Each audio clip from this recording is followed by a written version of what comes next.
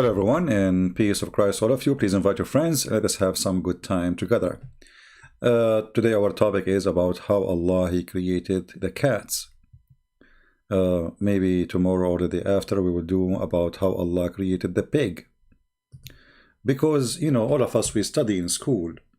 And in school they don't teach us anything. I mean, those stupid people in the school, they don't teach you really how cat came to exist.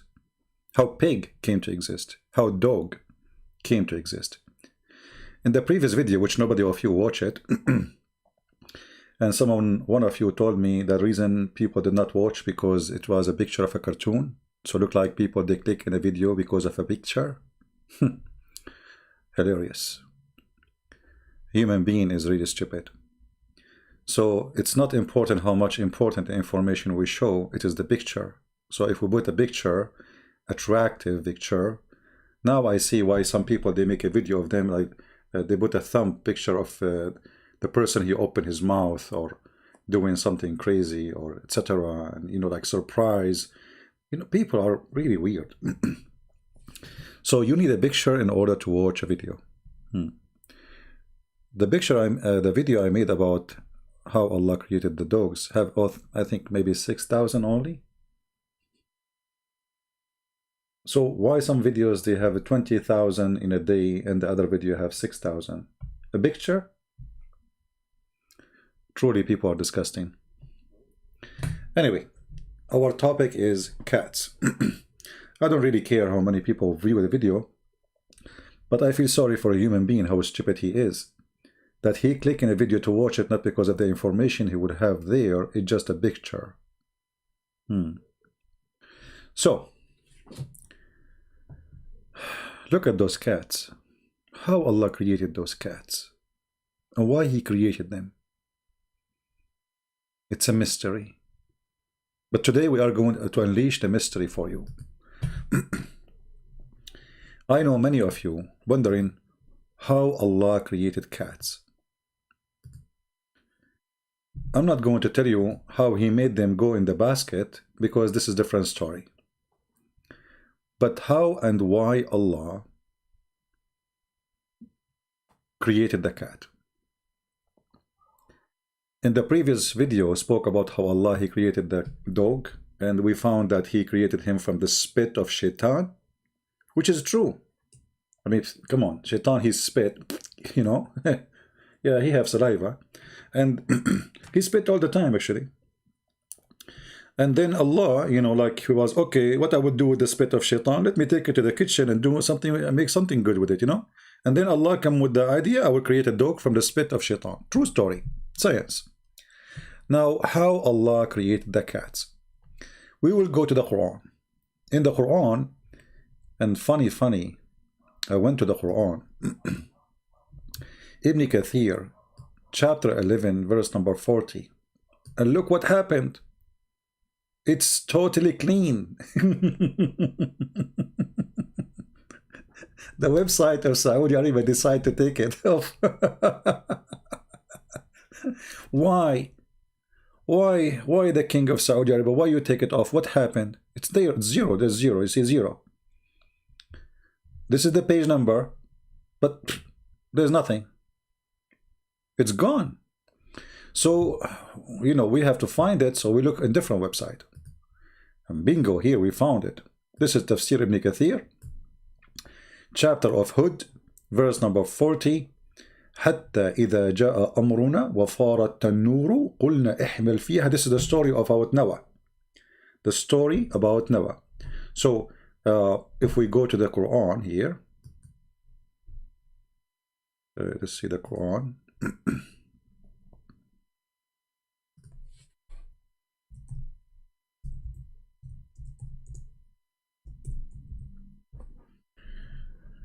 Chapter 11, verse number 40.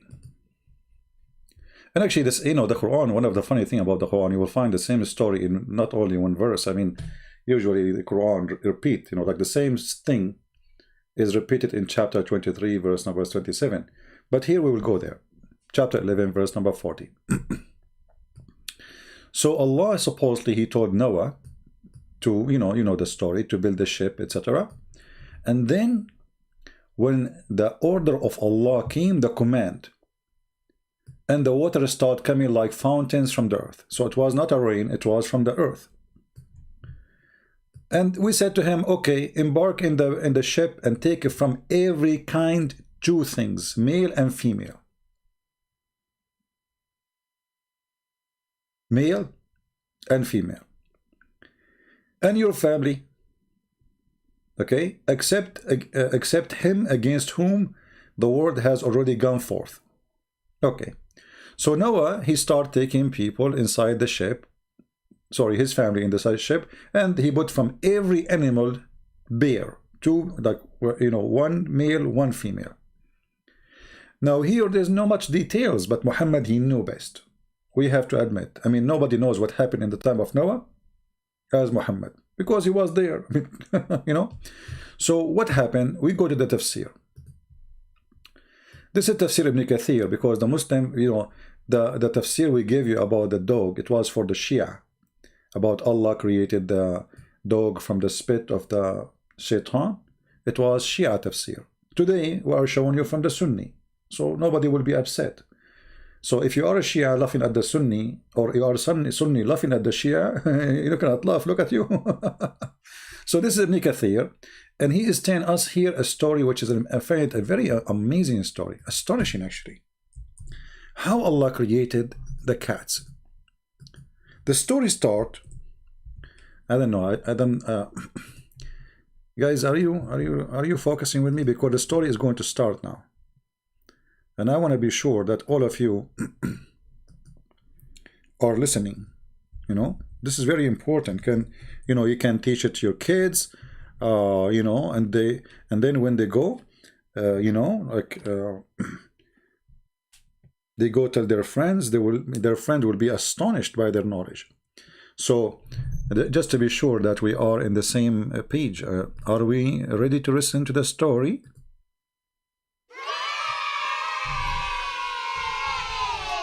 Really? Okay, how many of you heard about the cat story before? Nobody?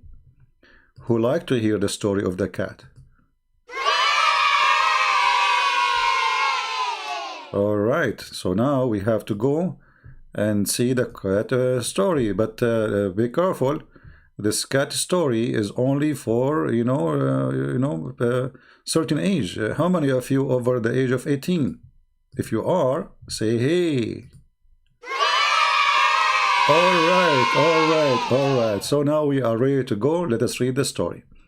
Yeah, this way now we understand that you guys are listening and everybody is focusing with us in the topic, which is very important. So how Allah created the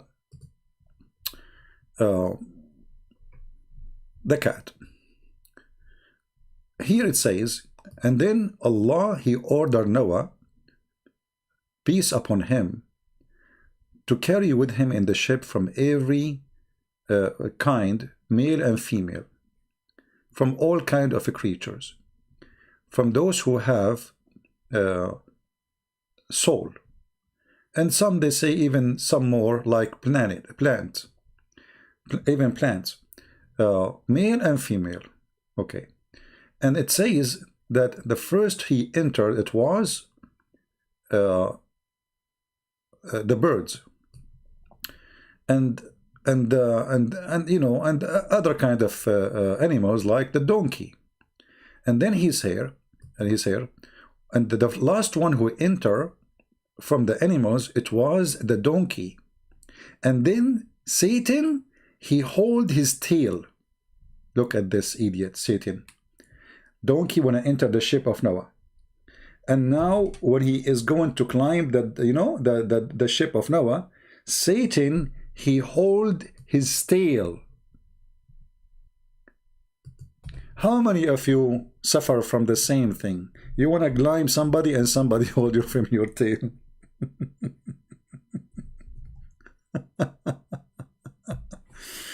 Okay, any of you had that problem before? Really? Look like all of you. So like you want to go somewhere and then Satan, he hold you from your tail? I think you're stuck with this word. You have no idea what you are talking about. Okay, then we have to say Allah knows best. I understand. So when the donkey wanted to enter the ship, Satan, he hold from his tail, and he wanna go, like, you know, in the top, and so that, sorry, then the donkey wanna go up to climb, and then the Satan, he pull him down because he's holding him from his tail. And then Noah, he said to him, you know, Noah speaking to the donkey, what's wrong with you? Shame on you. Get up and come, because Noah, he cannot see the Satan. Noah, okay, Noah, he cannot see the Satan. So, like, you know, Satan, he is invisible. Yeah, you know. It's a good story for your age. I know. Maybe you are too old for it, actually. Yeah. So Noah, he starts saying to the donkey, what's wrong with you? Come in the ship. And the donkey, like you don't know that there's Noah, he cannot see the Shaitan, that he's holding him from his tail. He cannot get up. And then it says, and he tried to get up and he could not. And then he said to him, get in, even if Shaitan is with you. And then Shaitan, he entered the ship. So now Muhammad is trying to explain to us how Shaitan was saved from the flood of Noah.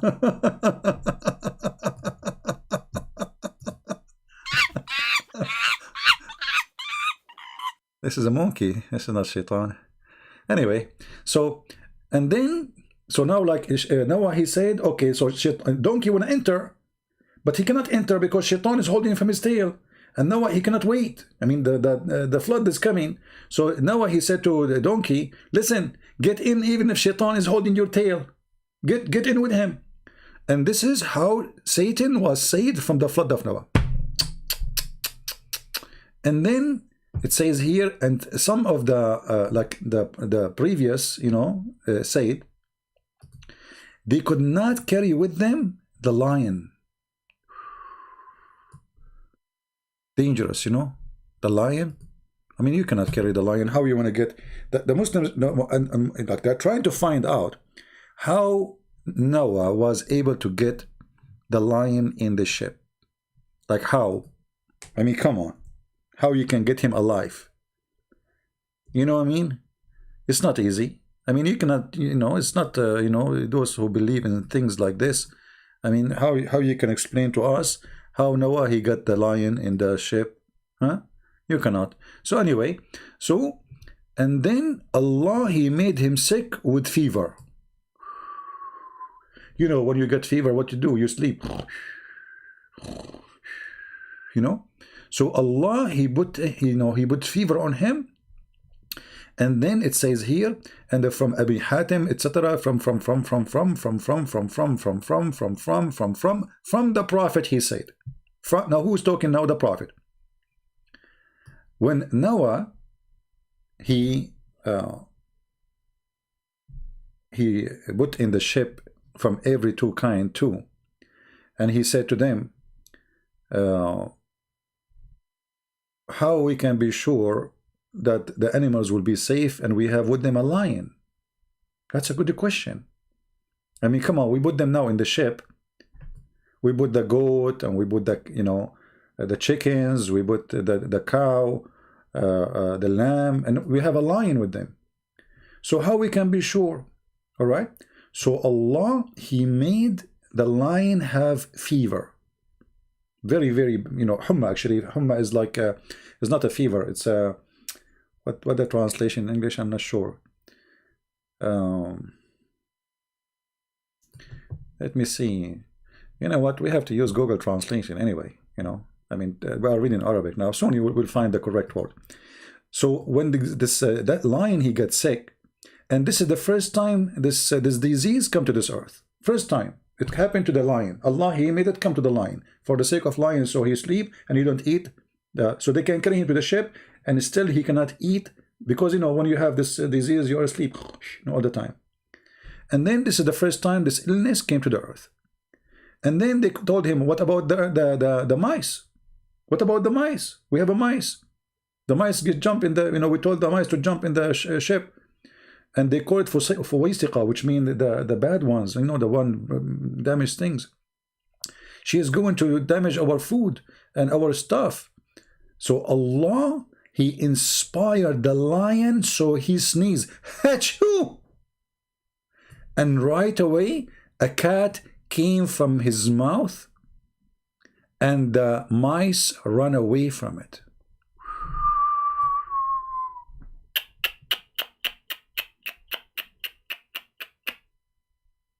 Now it's time to translate this page into English, because I was translating to you, doing my best translation, but we can use Google. Actually, let me post for you the link first.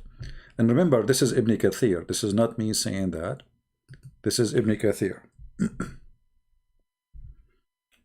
All right. So we go now to Prophet Google. Use Google Translation. Let us open Google browser. Here we go. Again, this is Ibn Kathir. We click here. Translate to English. All right. Let us see here.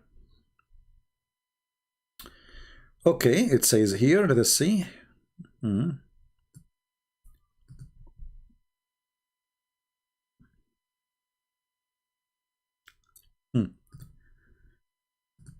last one who entered, the last animal who entered the ship, it was the donkey.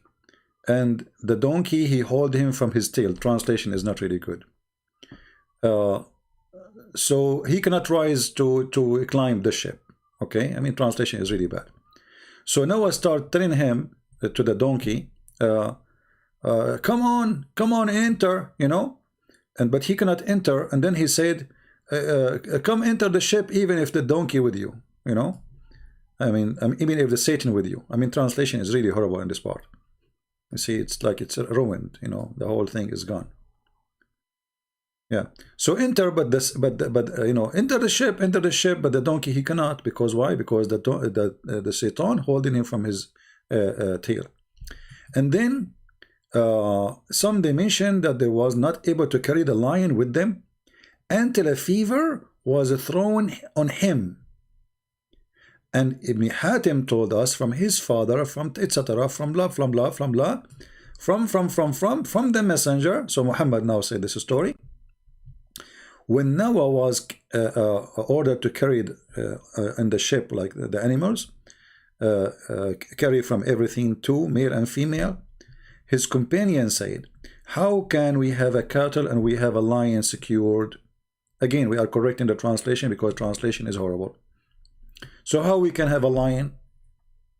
We have a lion and we have a chicken next to it. We have a lion and we have a goat. So now what we will do? So Allah, He made the fever hit the the lion, so he sleep all the time. So this is the first time the fever came and landed in the earth. Allah, He sent it just for the sake of Noah, because He want the lion to be sick. This is the first time a fever came to the earth. Before that, there was no fever. There was like a headache only. After that, there is a fever. And then they said to him, okay, and they complained. Then they complained about the mouse. There's a mice. They said, what we can do with the mice? It's going to spoil our food and our stuff. Like, mice can even eat your t-shirt, nice t-shirt, it's eat it, or the hat, if you are a person who have a nice clothing, and and the mice, they will eat it, so they will eat our stuff, and they will spoil our food and our stuff. Okay, and then Allah, He inspired the lion, and then he sneezed, and the pussycat came out.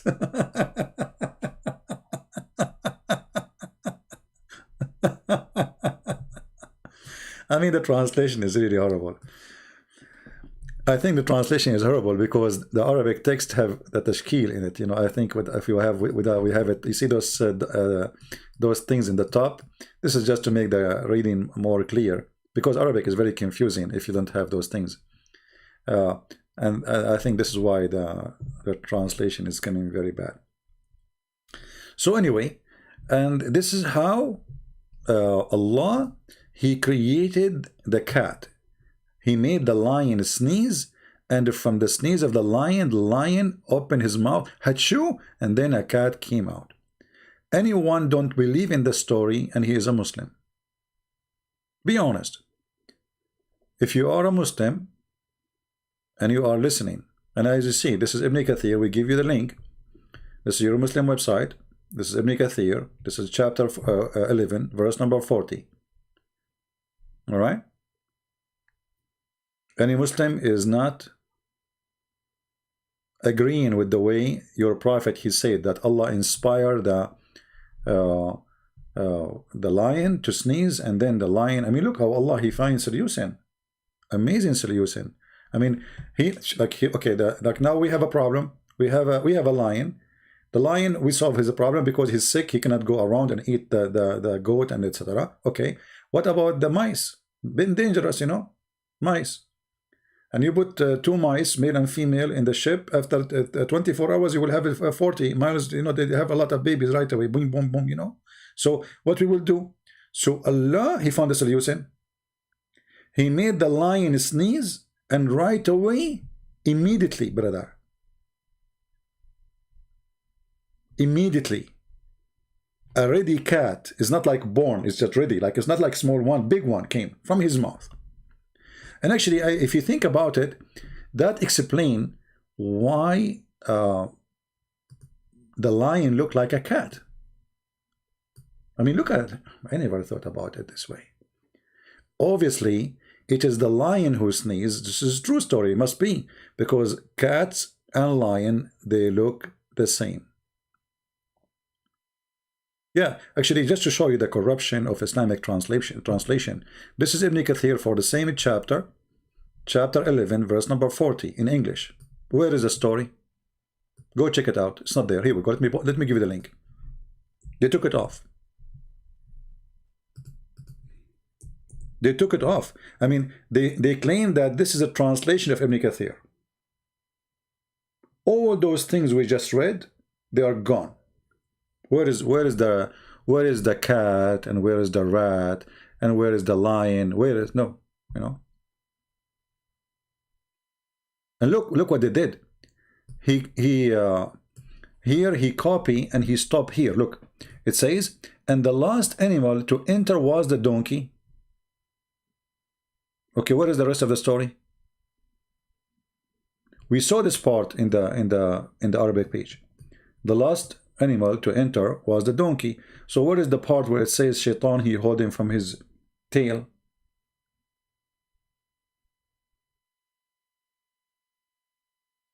You know what I mean?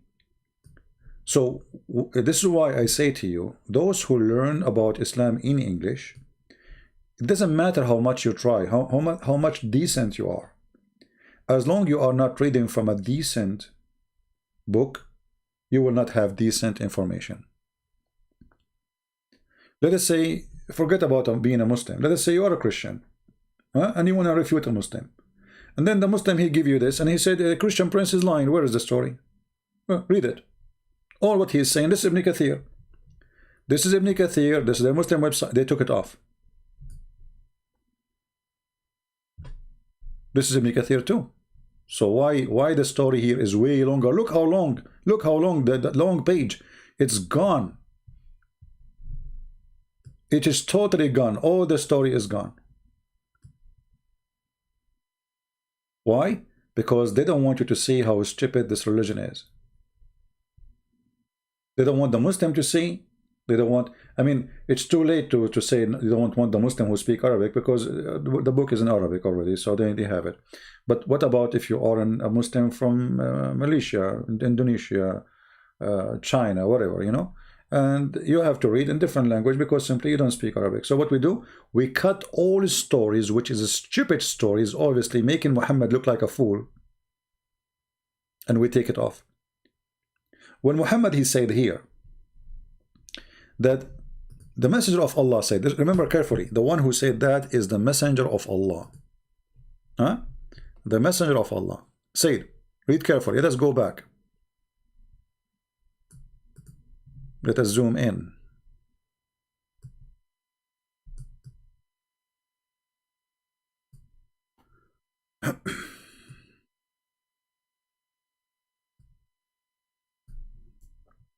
Messenger of Allah, Allah pray on him. This was translation. When Noah was carried on in the ship, he carried from everything, two, male and female. His companion, they said, how can the cattle with the lion be assured, but be secured, mean? Then Allah, he gave him a favor, and this is the first time the favor was landed in the earth. Before that day, we have no favor. And then they said to him, how about the mice? Is going to eat our food and damage our food, spoil it, and is going to damage our stuff. So Allah, he ordered or inspired the lion to sneeze, and a cat came from his mouth.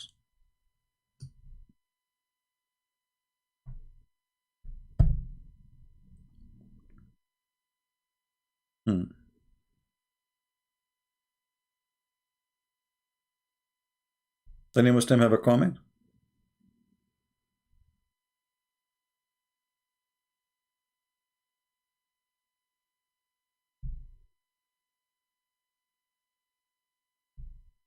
And here, you know, it says something very confusing about how long they stayed in the ship. It's not really clear. I don't know what happened to translation. Where is it? Where is the 1,000 of years? I don't see it.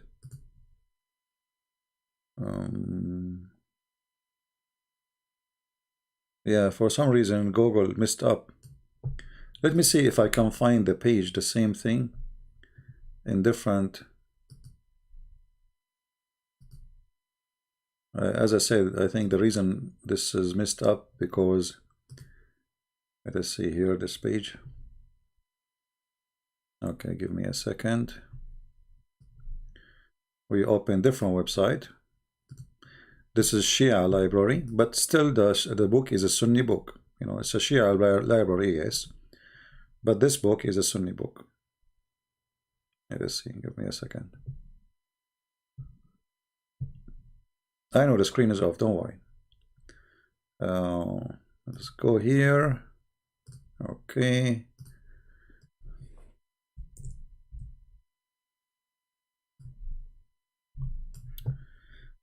Okay, so now we will translate, we will use the same story, but in different website. See here, it's just a clear text, there is no tashkil. The book of Al-Bidayah wa Nihaya, Ibn Kathir, variant number 1, page number 131. Now this is not tafsir, you know, this is not the tafsir, this is the book of Al-Bidayah and Nihaya. But the same story is there too. Let us see.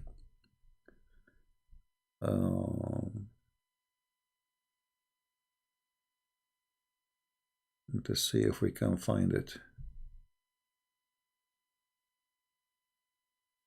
Okay.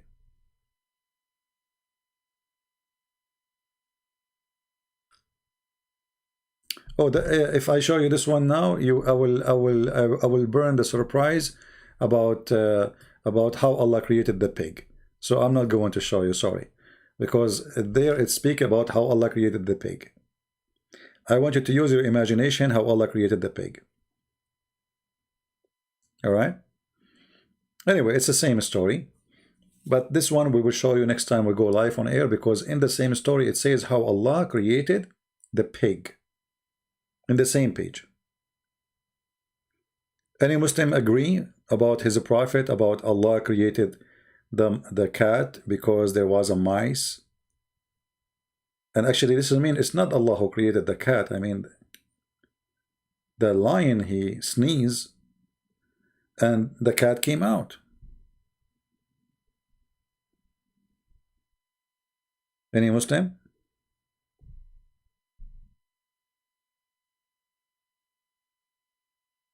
You know, I believe that those who live in the work in the zoo, I mean, they wake up every morning, they will find like 20, 30 cats around, and they don't know where they're coming from. They don't know that it's coming from the sneeze of the lion. it's a prank. Even he called himself it's a prank, so I'm going to believe him. His name is a prank.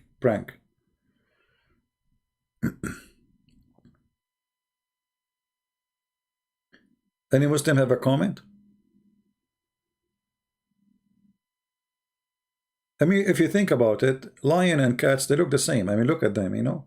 So they're the big size, small size. So it makes sense. I mean, the lion sneeze, and then the cat came from his sneeze. So like, okay, you know, yeah, okay. Make a lot of sense.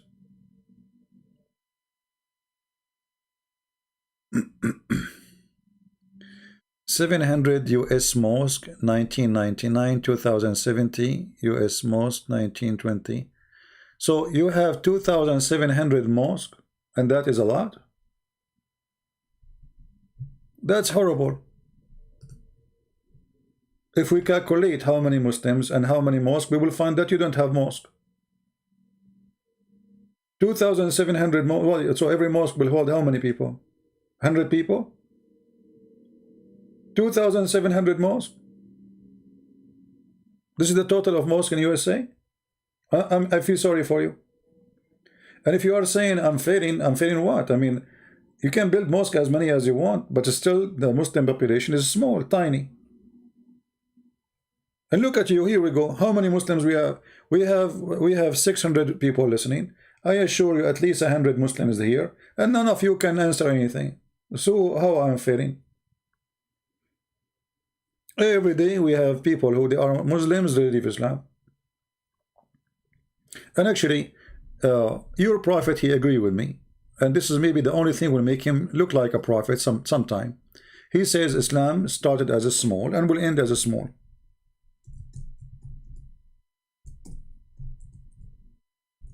Oops, we are typing in English, as usual.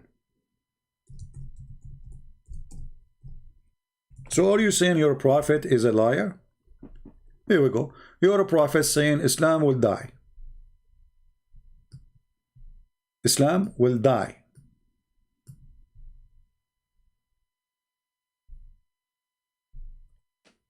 Who don't agree with Muhammad? Who is the brave Muslim who don't agree with Muhammad? Either you are telling the truth and Islam is growing as you're trying to say, or Muhammad is saying the truth. Choose one. Muhammad is a false prophet. We have a person there, he is a proud Muslim. For sure you'll be proud. I mean, look at this. You are the only one, the only religion in the world who believe that Shaitan, he hold donkey from his tail when he tried to enter the ship of Noah. And then Noah have no choice. He want to save the donkey. So he said to him, okay, get in, you and the Shaitan together. That's it. Shaitan will not leave him. You have to be proud Muslim. You are the only one who have a prophet. He taught you how cat came to existence. Lion, he sneezed, and then a cat came from his mouth. So you have to be you have to be proud Muslim. You know? You have to be. If I am you, I will be so proud to the point I cannot even look at the ground. I will be looking at the sky all the time.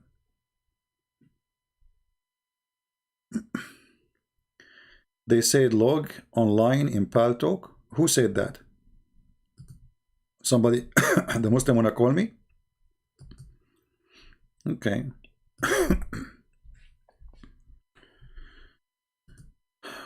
Well, I don't think, we open our Paltalk, we get nothing but kids.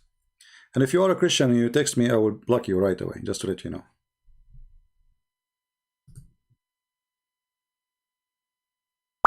All right.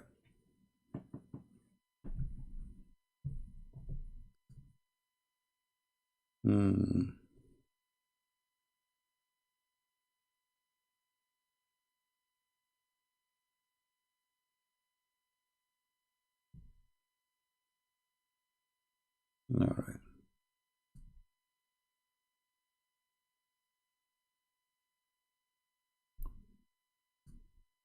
Okay.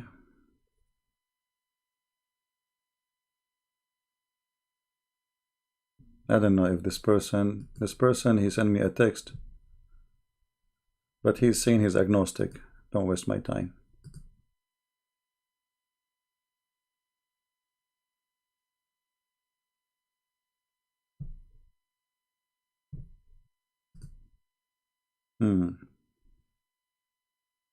Somebody, a girl, she is saying that she have a boyfriend, he's a Muslim. I mean, you can be Christian and you have a boyfriend and he is a Muslim. That's really weird. Okay.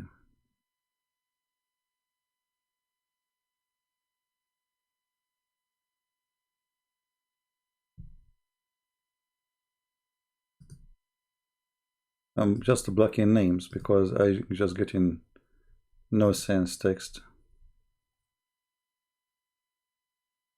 I am an ex-Muslim from Africa who recently discovered your channel about Islam. I really appreciate your effort explaining. Okay. All right.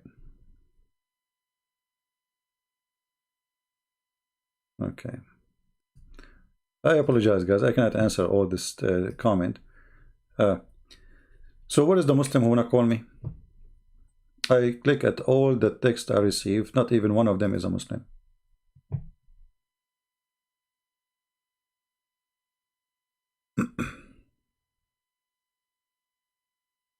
What is the Muslims?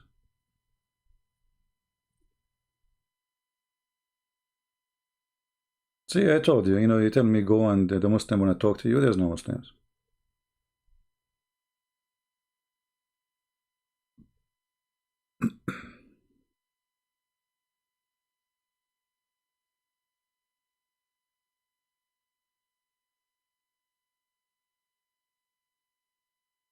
My friend, it doesn't matter really, ex-Muslim rising, not rising, this is not my business. My business is to share the truth, and if you are a stupid, you want to believe in this God, this is your business. Very simple. I mean, who cares? For me, I laugh. People, they can do stupid things. I mean, this is true, but what's my business? For me, I have to share the truth with you, whatever it is. And what you do after that, this is your business. So who believe, who don't believe, I mean, this is silly, it's a stupid religion. If you are a stupid person, okay, good for you. As long as you are happy, what I can say, But obviously, this story doesn't fit even with someone who is 5 years old. You have to have a brain of 5, even 5 years old will not believe it. I mean, how you tell a human being who is an adult that the lion, he sneezed and a cat came from his mouth, and the donkey was, how Shaitan was saved in the flood of Noah by the prophet? Oh, because when the donkey, he tried to come in the ship, the donkey, he hold the tail of the Shaitan, he hold the tail of the donkey, and then the donkey could not get in the ship, and then he want to save the donkey, and he need the donkey because for transportation. It's like a limousine at that time, brother. Okay, so the donkey is holding the Shaitan holding the donkey from his tail, and put yourself in the shoes of Noah. What you can do? Huh? What you can do? You want to save the donkey from the flood, and the Shaitan is holding him from his tail. So what do you do? So Noah, he have no solution except to say, okay, you get in, even if the donkey is a Shaitan holding your tail. The true story. We have to seek a high intellect discussion here. So if I show you this story and Muhammad say this story, and then you say I believe in it, okay, I mean, what I can say, no comment. No comment, that's it, I mean, the Prophet said so. Who can discuss that? Do you dare? That's it. The Prophet said how Shaitan was saved from the flood of Noah because he held the donkey from his tail. And the donkey want to get in the ship, but he cannot because the Shaitan, he was holding him and put his feet in the floor. Donkey, he pushed to go in the ship, but he holding him from... Now I know why look at this donkey. Look how tall his tail, look. And I wonder why Shaitan, he hold the donkey from his tail, not the horse. I mean, why you stuck with that? Huh? So if a Muslim want to say to me, I believe in this, okay, you believe in it, what I can say, you know, this is your choice, my friend. In China, they say he left as a donkey, never come back as a horse. You know what I mean? He left as a donkey, he never come back as a horse. You cannot make a donkey a horse. So even if you show all the evidence in the world, even if you show them how stupid it is, even if everybody laughing at it, still you cannot make a donkey a horse.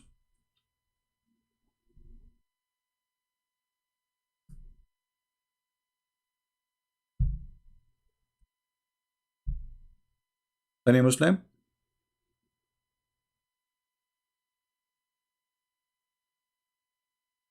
And shaitan, you know, and you know, the story about the lion sneezing and the cat coming from his mouth. You know, let us say I'm a Muslim now, I'm a refuted Christian prince. What I will say, this hadith is da'if. This hadith, brother, is da'if. It's da'if, brother, it's da'if. It's da'if. That's it, we know it.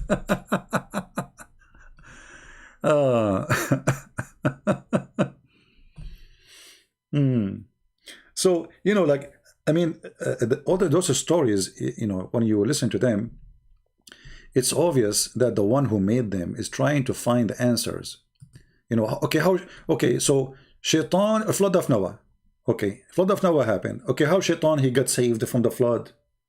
Do we know how to swim? Huh? So they have to come with an answer. And the answer is very simple. You know? There's a Muhammadan, you know, calling himself CP is finished.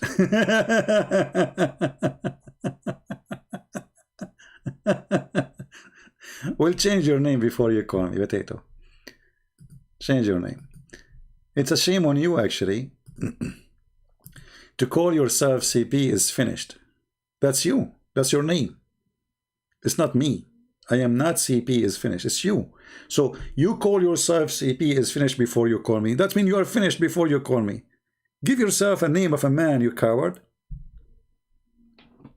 Any Muhammadan?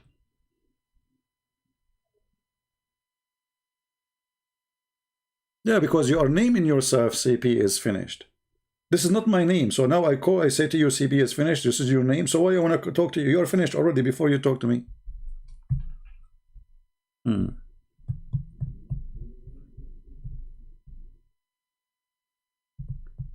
Any Muhammadan? And what are you talking about? I'm finished from long time. Do you remember Mimi Hijab? You are finished. The coward. He promised the Muslim to debate me. He ran away like a potato. Coward. They are so intimidated to talk to me. You know, always ask yourself a very simple question. Who is the coward? The one who refused to talk to me, or the one who says, call me? All of them, they share one thing. We can debate you face to face. Can we do it shoulder to shoulder? What about donkey to donkey?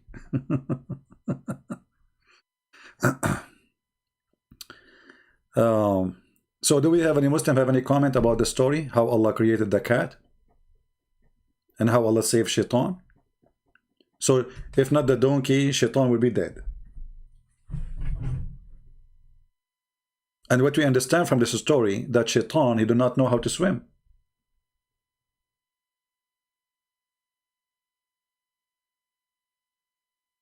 Huh? So what? He hold the tail of the donkey? I mean, Prophet Muhammad, he come with an astonishing story. I mean, this must be true. Think about it. Shaitan, he do not know how to swim, and now the flood is coming. And now donkey, Noah is calling the donkey, hey, Afur, come here, come here. The donkey, and that, what happened? Why you don't? But Noah, he don't see. Shaitan is invisible, brother. So Noah, he cannot see the donkey, is suffering, trying to get in. He don't understand why he cannot get in. And look like Noah, he was able to find out that Shaitan is holding from his tail, because as you see in the Hadith, it says, he told him, get in even if Shaitan is with you. He was guessing, like, what is holding him from coming? You know? And the donkey, he cannot express himself. He can only talk to the Prophet Muhammad, as you know.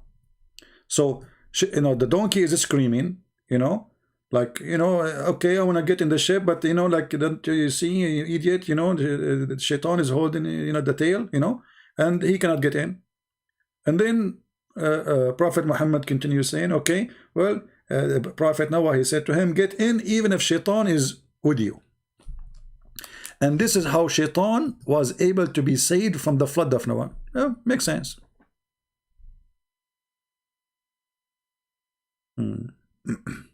Look on YouTube, all the new Muslim revert each year. First of all, there's nothing called Muslim revert. This is a lie. Revert is to go back to the original. In Islam is not the original and cannot be, because we have nothing to do with Islam. Your God is not a spirit. Our God is a spirit. So how that can be the original? Secondly, you can look at all those who you call them convert people. They leave long, you know, they make a conference in Michigan speaking about why the average of those who convert to Islam leave maximum 2 or 3 years after. Because simply you fool them. Later they, you know, they watch our videos, read our books, they see this the truth, and they leave. And then they will become enemy to Islam. Not only they leave.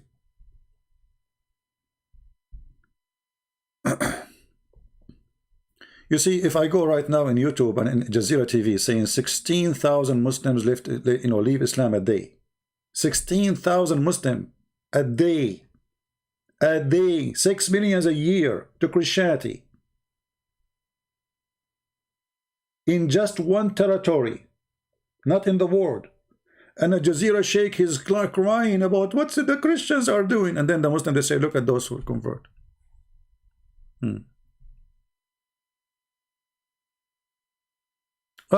Okay, here another stupid story. The Muslims, I don't know if Ruqayya is really a true Muslim or she is trolling. Probably she is trolling, you know. But let me show you what she said. Remember, in Islam, remember, Jesus, B-P-U-H, will come and break the cross. Why you did not quote the rest? He will break the cross and kill the pig.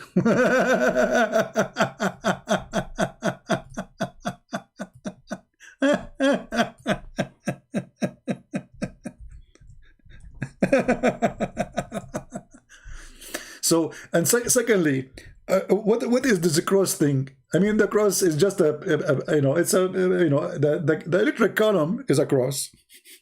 Every Muslim house have a cross. Your window have a cross. So Jesus will come and he will start breaking cross. Anyway, so Jesus, brother, he is going to come and break the cross and kill the pig. Which one? Which pig? Any Muslim can tell us?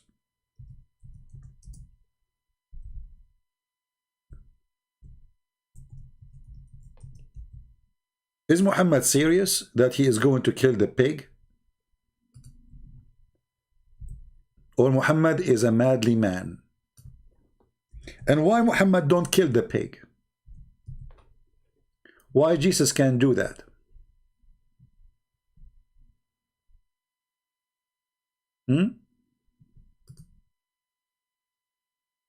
So again, by mentioning this, you just prove to us that your prophet is mentally ill.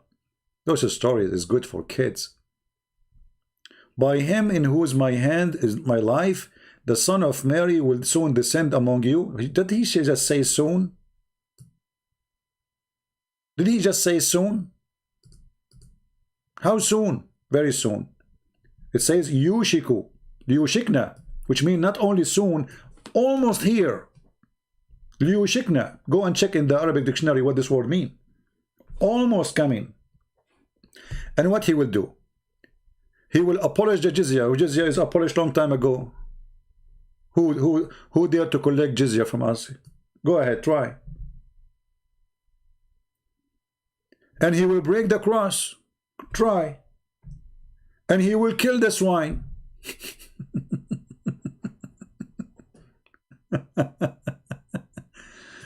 Oh boy. You know, if you think about it, you know, I mean, I don't know if you think about it in different way. Sometimes we have to think about things in different way.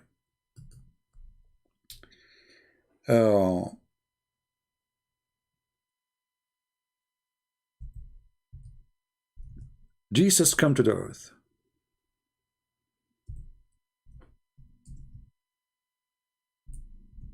And now he is going to face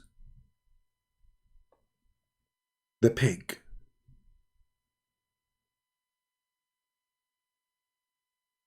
Astonishing. The pig is in one side, and Jesus is in the other side.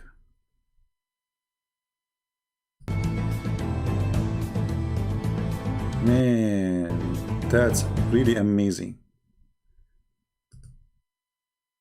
One side is Jesus.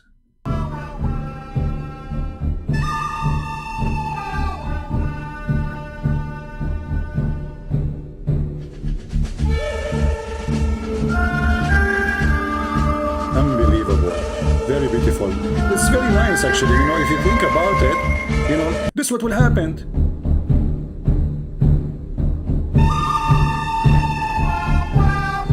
Hey, pig, are you there? You draw first. No, you draw first.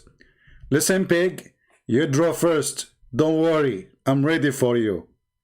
Okay? You draw first. We will count, but you know the pig is he will try to cheat. You know, like they turn their back to each other and they walk into different direction and they have their guns ready. You know, so like, okay, you turn your back. You know, okay, okay, you are ready. 1, 2, 3.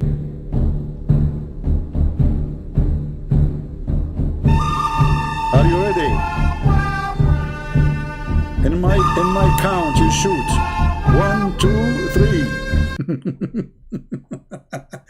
I mean, do you even have any sense of logic? There is a person who is in heaven. He will come from the seventh heaven to break the cross and then to do what? To kill the pig. What about the chicken and the pig? Which one? And why you want to kill the pig? Are you there, Rukaya?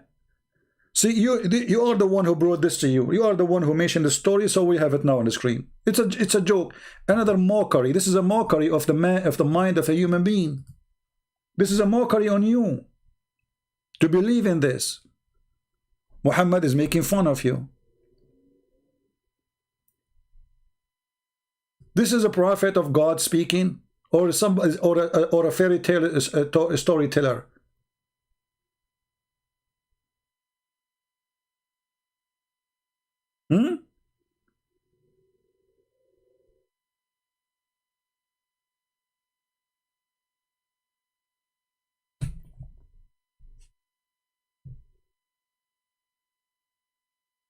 Anything else?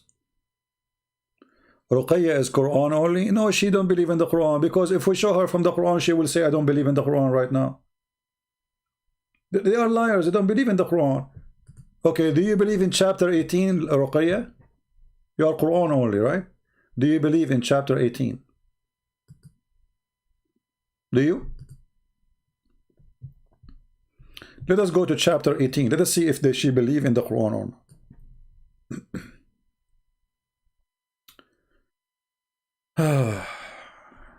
Let us read together.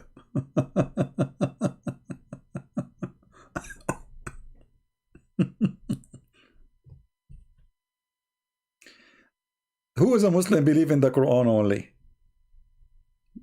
In 2 seconds you will see they don't believe in it.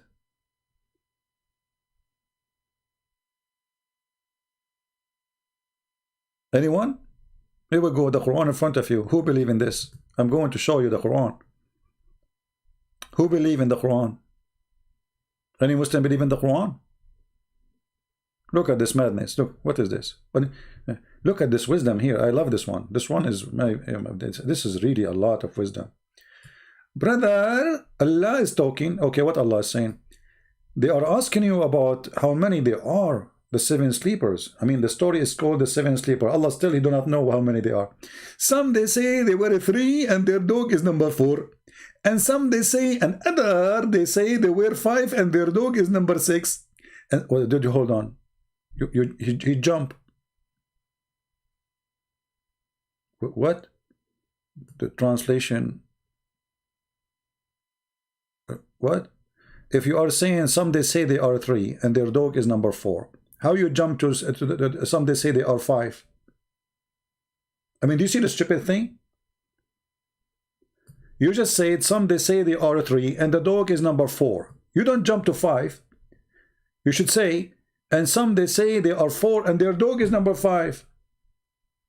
Well, anyway, and then he continue, and some they say and they are 5, they are 6, and their dog is number 7. And then what the answer, Prophet? The answer is the following: my Allah knows best of their number, and none knows them but few. Look, what the heck? Allah is know best. Allah and few people, they knew the number. So what is the number?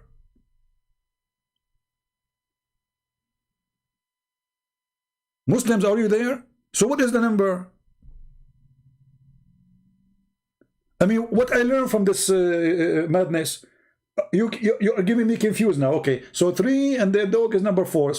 First of all, you didn't say 3 and their dog number 4. The dog does not be count with a human. That's stupid language. Not in Arabic, not in English. So, okay, and 4 and number 5, and 5 and the 6, and 7 and the base. What is the number? So what the point of this? Nothing. What we learn from this? Anybody can tell me what you got from this?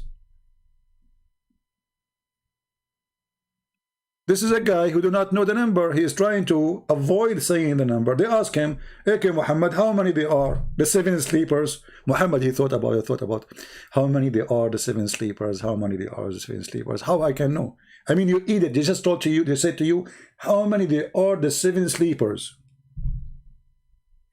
And you do not know their numbers.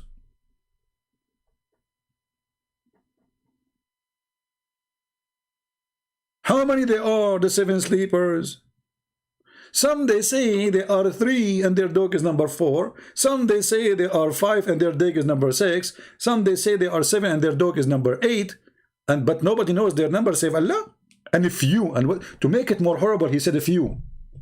If you, they knew. Who? What?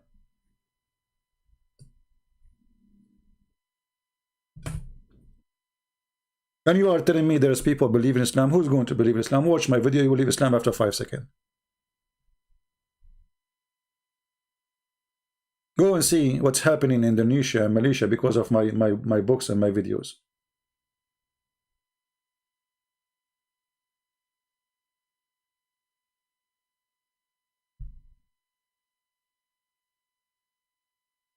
Any Muhammadan?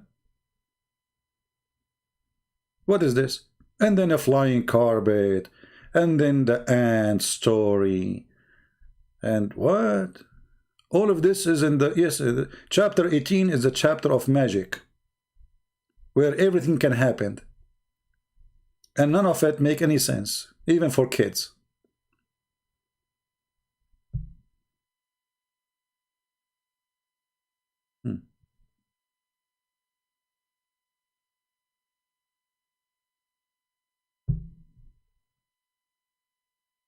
Any Muslim can tell us, like, oh, look at this story.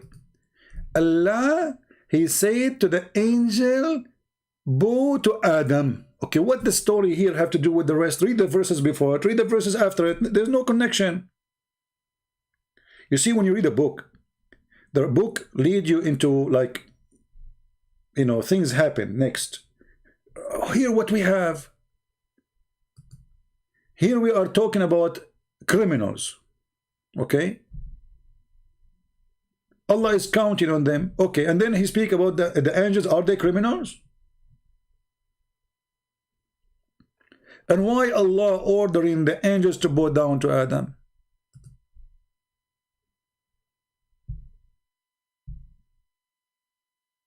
Yeah, you are fast, you know, fast-growing people.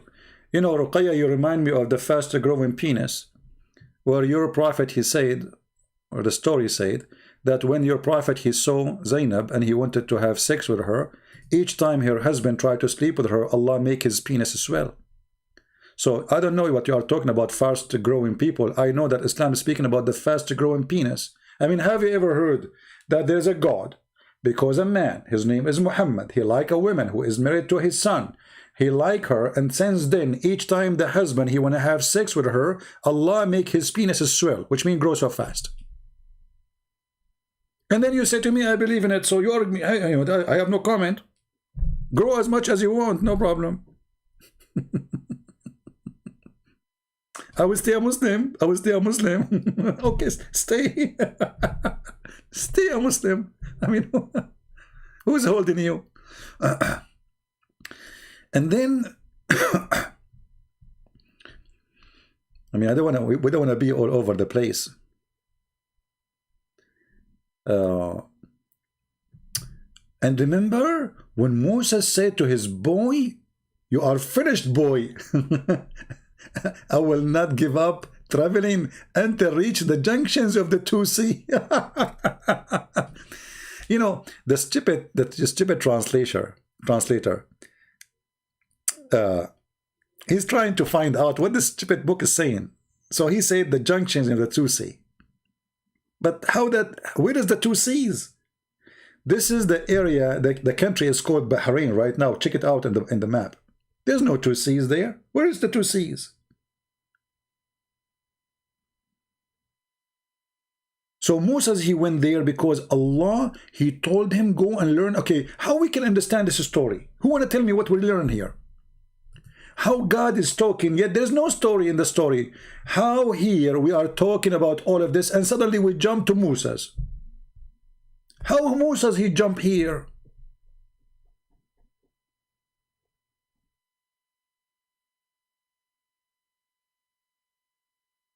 And then if we go and read this story, we will die laughing. Let us go and read the story. This is the story we mentioned to you, if you remember, where Allah, he told Moses, Moses, you are an idiot. There is someone he knew way more than you. His name is Al-Khadr. I will send you. So Moses says to him, oh, please Allah, send me to him because I will learn from him. Okay? I will learn from him. Let us see the hadith. And then Allah told him, okay, take with you a wheel, dead wheel, put him in a basket, and then when you lose the wheel, you will find him. True story. The Quran in front of you and the hadith explain the story. Here we go.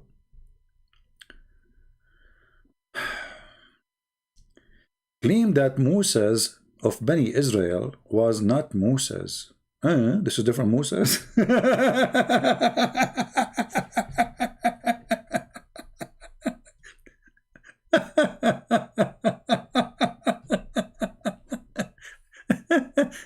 Moses of Israel is not Moses.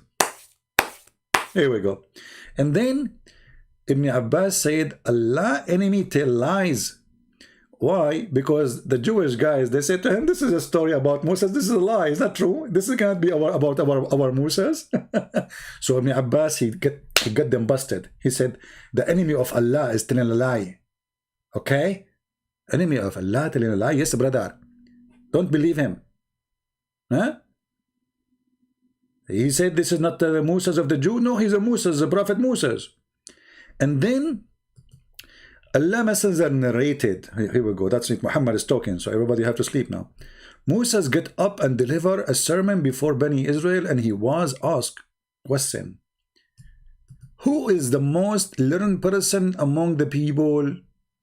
Moses replied, humbly me, me, you know. Moses, for sure, he knew a lot, you know. He have a degree of science and political science, and you know, he was supporting Trump, you know, and he switched to Democrat, and then he switched to, you know, I mean, like science, Moses. And then I am the most learned. Allah, he heard him when he said, I am the most learned. Allah get upset. So Allah admonished Moses, bad boy, what you gonna do? What you gonna do when I come for you? Allah said to Moses. So for he did not ascribe all the knowledge. He did not even finish high school. Moses, Moshe Habibi. Allah said that to Moses. the Moshe.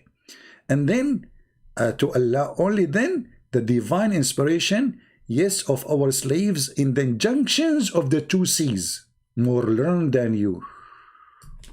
That's the Quran in chapter 18. There is a guy who learned more than you. Where? In the junction of the two seas. What do you do there? Hunting? He lived there? Yes, brother. Musa said, oh my Allah, how I can meet him? So Musa's now like, what the heck? There's someone he knew more than me? I want to meet him. Allah said to him, take with you a whale, not a fish. Translation is false. In the basket, and whenever the whale lost, follow it. Like, what the heck? The whale is dead. How we can follow it? Which means, between two brackets, you will find him at that place. Look at the knowledge. Look between bracket. I mean, the translator is making it for you clear now. So Moshe set along with his attendant Yeshua bin Nun. Even his name is bin Nun, which means the son of the whale. And they carried with them the whale till they reached the rock. And rested there, Moses put his head down and slept. Okay, and then the narrator said, at the rock there was a water spring called Al-Hayat, which mean the life. I mean, look at the funny translation. Don't you shouldn't translate what Al-Hayat mean? Maybe you do not know. Al-Hayat mean the life, the fountain of youth. And none come in touch with its water, but become alive. Where is the one who is saying, I am proud Muslim, Islam is growing?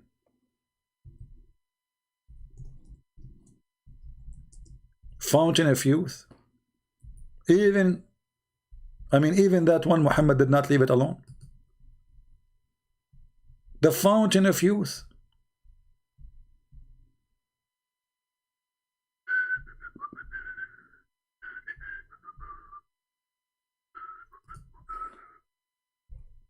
Huh?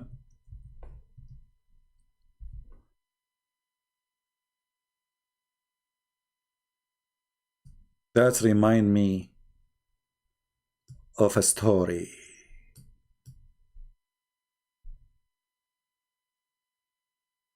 The Pirate of the Caribbean.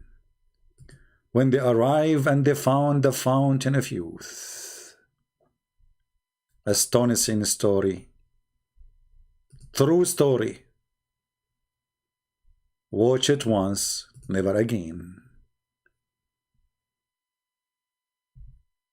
Your prophet, he did beat everybody with his stories.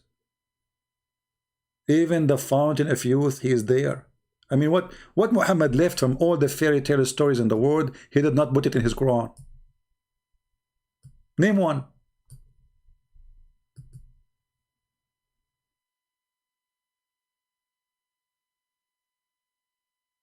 Just name one. Flying carpet, fountain of youth, flying horse, the ant, the guy died in the stick, and why nobody noticed that he is dead for a year? Because he was holding the stick, obviously. As if it is you as a man, if you die, and you are holding something that will hold you standing. I mean, what about the rest of his body? A year he's dead, and nobody noticed that the guy is dead. And then how they notice he is dead? The termite. The termite. I hate termite. Ruqya said Muta is a practice of Shia, not Sunni. No, this is Sunni. This is Quran. Don't you believe in the Quran only? This is, you see the hypocrisy. Ruqya, she said that she believed in the Quran only. But Quran say do Muta, chapter 4, verse number 24. So how that can be Quran Shia only? That means the Shia, they are better than you. They are following the true Islam. And why you are not following it no more? Why you don't follow it?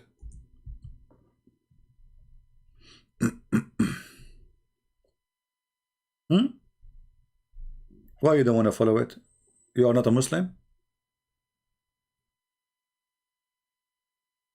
As long you don't see, she said to you, she is Quran only. And the abrogation for the following practice of muta is in the Hadith, not in the Quran. So in chapter 4, verse number 4, it says it clearly, pay them for you enjoy them. This is the verse of muta.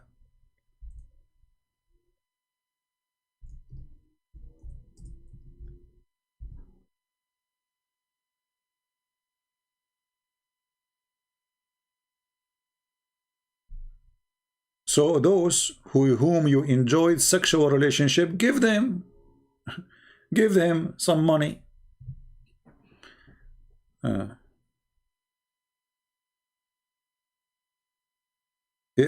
you see, Ruqya, you said you are Quran only, and in the Quran there's no single verse says it's haram. And what kind of religion? Your God, Allah, He allow it. Here we go. So if it is haram, why Allah He allow it? And where Allah He forbid it? Show me. I do not need to search Google. I know way more than your Google. I'm talking to Christian Prince. I can search Google about when it's going to be hot, when it's going to be cold, to see the weather news. When it's come to Islam, I use Google just to put things in the screen so easy. But I have the knowledge. So don't tell me in Islam it's forbidden. No, it's not forbidden actually. You Muslim Sunni, you just change the name. Right now in Egypt, there is something called a tri-marriage. It's called what? Tri-marriage.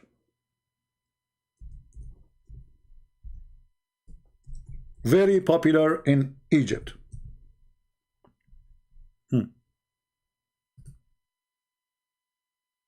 So what they do, they claim that they are not like the Shia. This is the BBC, and I can find it to you, if you know, from Islamic website. I mean, this is BBC. Who care?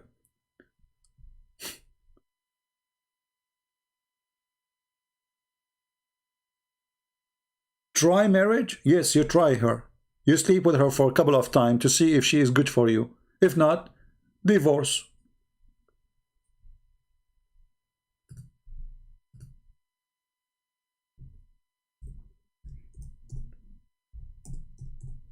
Let us use Google browser so we can translate.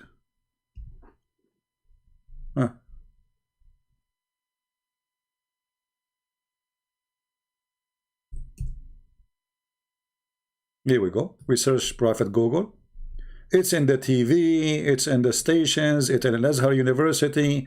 It's all over. An Saudi author, the trial marriage is according to Sharia law, nothing wrong with it. Sharia law. It is legal. This is Al Jazeera TV. Let us translate to English the search, you know. The marriage of experience, the Google translation, you know, the marriage of experience. Evidence, experience marriage in Egypt, a hiding crime or a way to prevent a divorce. Perverted culture. Marriage experience?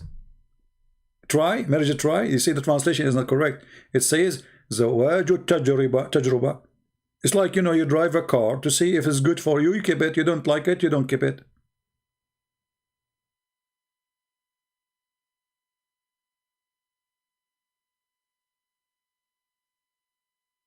That is Islam. Trial marriage. So a Muslim man, he go to a Muslim woman, she says, should we try each other for like a week? Huh? Let us go and write a contract, boom boom contract, and we go to the hotel. If we like each other, we stay for more period. This is mut'ah?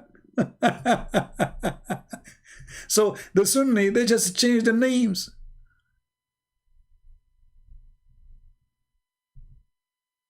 They just change the name. It's the same. You do mut'ah too. You have zawaj urfi, which means it's not, you know, it's just between you and the person you claim that you are married. But there's no marriage. You go to the bedroom, boom, boom.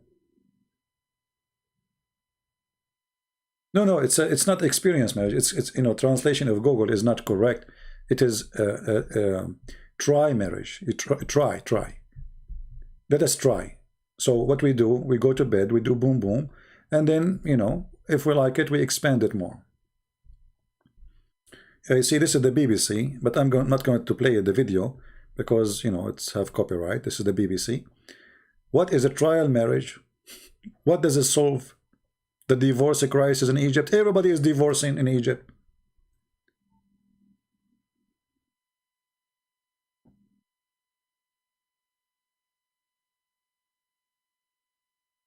So, try marriage?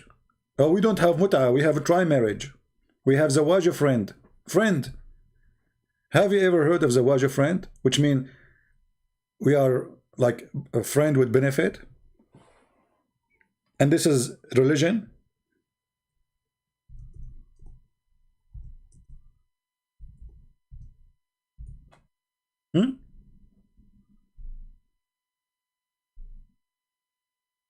Zawaj friend. Translate to English. Friend marriage.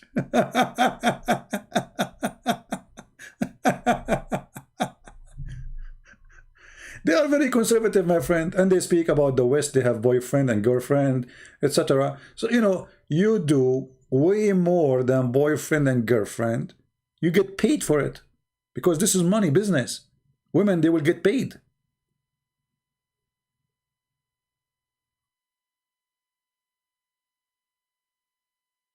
And a Muslim man, he is married. He don't have to tell his other wife that he is married.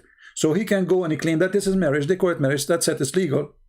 Try marriage. So he have a wife. She have like maybe 10 kids from her, and now she became older, and he don't like her no more. So he go and find like a new victim, for a sexual victim.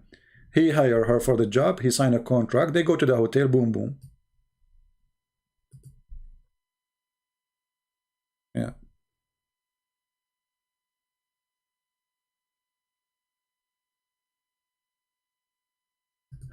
Ruqya, as long you said you believe only in the Quran, can you show me the verse in the Quran says don't do mut'a no more? So either you have to admit that you are a liar, hypocrite, you believe in the Hadith when you want, and you don't believe in the Hadith when you want, or you are Quran only. So are you Quran only? If you are Quran only, show me the verse in the Quran it says don't do mut'a. Otherwise, we have a verse in the Quran says do mut'a. Show me in the Quran where Allah says don't do mut'a. Go ahead. I feel sorry for you. You are just, trying to fool yourself. Trying to get out of the shame. This is a shameful religion. They speak too much about dignity and honor. Women are protected in Islam. Women in Islam is the last one to be protected. In order to make a woman protected, first you have to value the women. How you can value something you've been ordered to abuse? The Muslim, they say to you, the Prophet says, don't beat them until you break them. So beat them until what? Before we break them, we stop.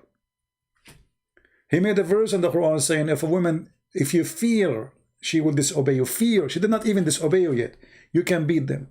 Chapter 4, verse 34.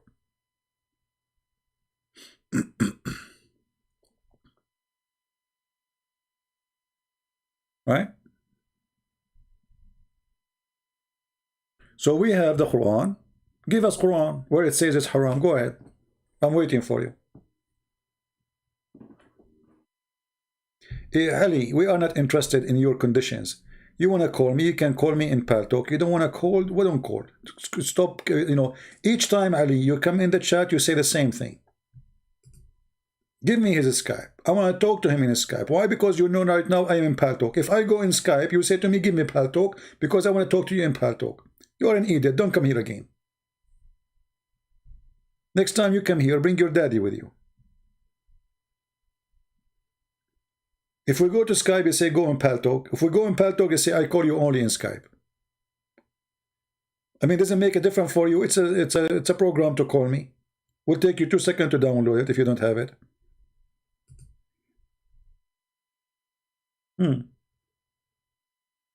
So this is Islam, and this is the stupidity you see. And by the way, I was planning not to make the video long. I'm going to hide all those videos actually, because you guys did not watch the video about how Allah created the dog. And one of you said to me, the reason they did not watch it, because I don't have a nice, attractive picture. That is an insult to a human being. That's, you watch a video because of a picture. And this is true. People do that.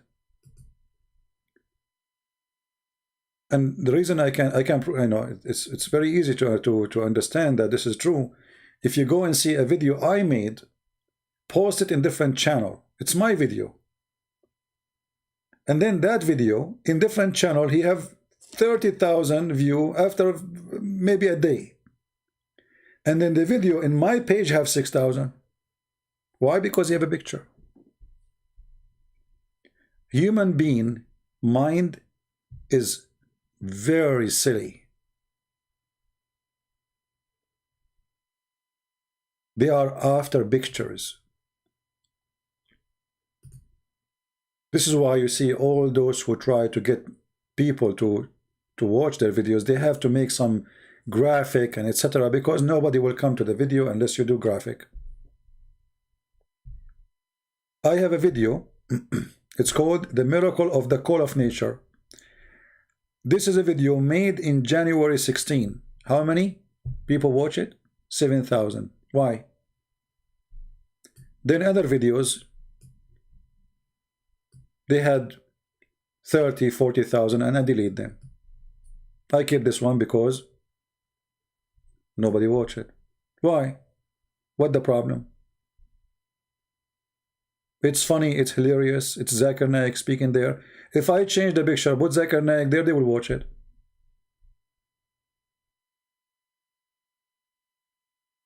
Look, this video 53,000. Why? The picture.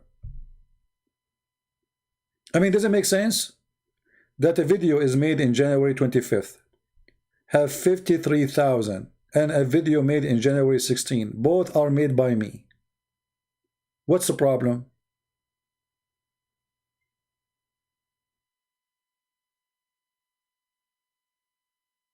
But I have to say, for me, I do my duty, and the rest is not in my hand, But obviously, human being mind is very silly.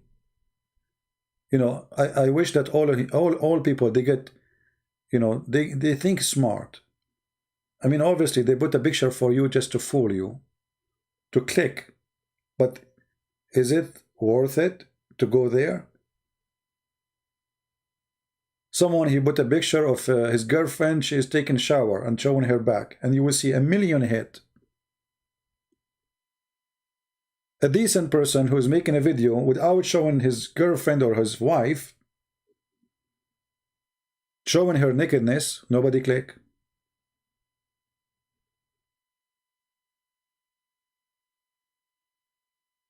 Sometimes, I feel really disgusted.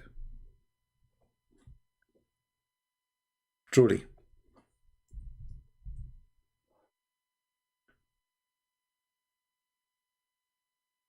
But still, I would do my duty, no matter what, even if there's only one person watch, or 100,000, or 1 million.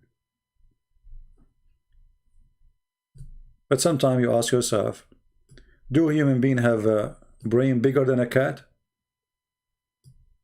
How you bring a cat? You put some food in your hand.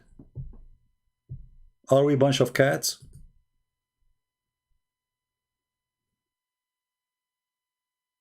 Are we?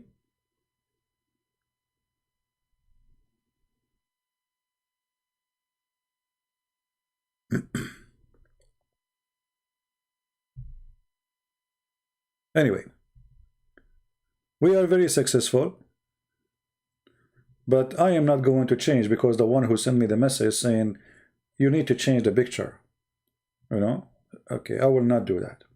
I don't care really. I do my duty. Who watch, who don't watch. You want to put a picture, you put it yourself.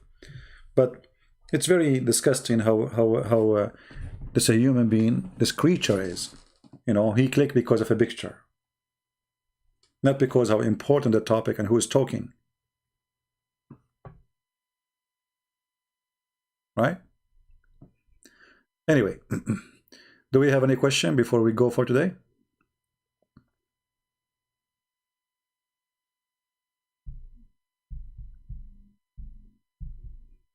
Anyone?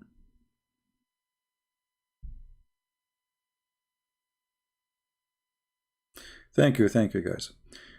Yeah. What I mean, like, you know, like sometimes even somebody will say to you, Christian Prince, calm down, my friend. We have passionate for what we do. This is why we are doing it. Otherwise, I will not be here. I mean, this is a topic I hate to talk about. Honestly, each time I come to the computer to go live, I mean, disgusting again. I'm going to do this again and again and again. This is the most ugly, disgusting job ever to do, is to come to the garbage and touch it every day by your hands. But I have to do it because your children can be misled, they can be deceived, they can lie. You know, they are making billions, they spend billions of dollars, not millions, to promote Islam. Twitter taking their side, YouTube taking their side. Twitter just banned a party in Spain. Their account suspended. Why? Because they said that in their country we have a problem of Islam. Most of the crimes happening of immigrants coming who they are Muslims. They are just expressing the truth. Regardless what we think, if this is the truth, it's truth. They said 92% of police problems, it is the one who is doing it is immigrant coming from Morocco. You cannot say that. I mean, they are saying the truth. It's not a lie. We are in a time you cannot even express the truth. The second you say it, they will say, oh, he's speaking against Morocco. He's not speaking against Morocco, and he is saying what happened. They suspend his account, or the account of his party. So they are like a mafia. I'm not talking about Twitter and YouTube and Google. Anytime, this is why we have many accounts in YouTube. They can suspend us anytime for no reason, just because you say the truth. You can stay as long you post a video of Mujahideen, you post a video about attacking the one who leave Islam. I mean, the guy, he made a video about apostate prophet to be killed, and they keep his video there. They did not even move it. The Christian, they cannot collect donation, they cannot receive anything. That's it. The second you say the truth, they fight you.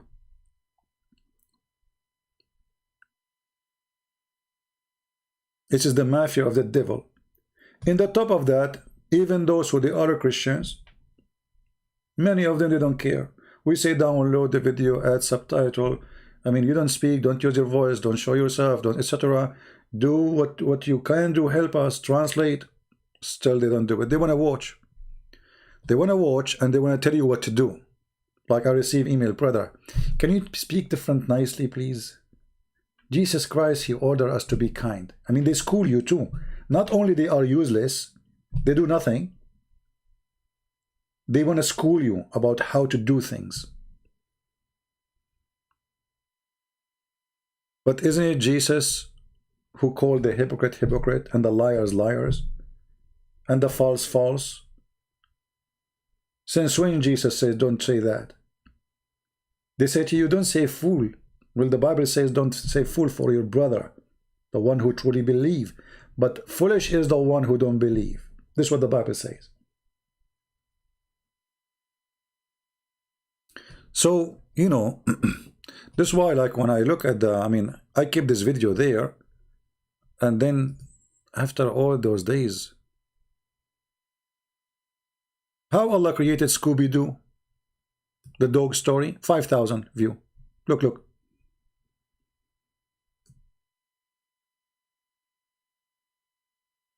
5,000, and the video before it 53,000. What's wrong? The picture. The picture. The spider story, very funny story, exposing Muhammad about he is stealing a story. From where? We show you the reference. Very important story to expose Muhammad. 10,000, 50, 5, 2, 5. Why?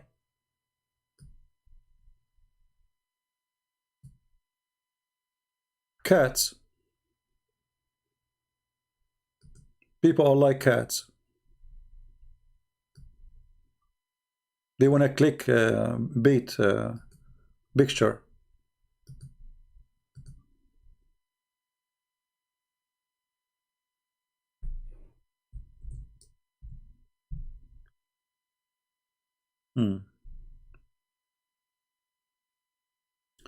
And many times we said to those who they are, like there's people who they are downloading our videos, okay, support them, subscribe to their channel.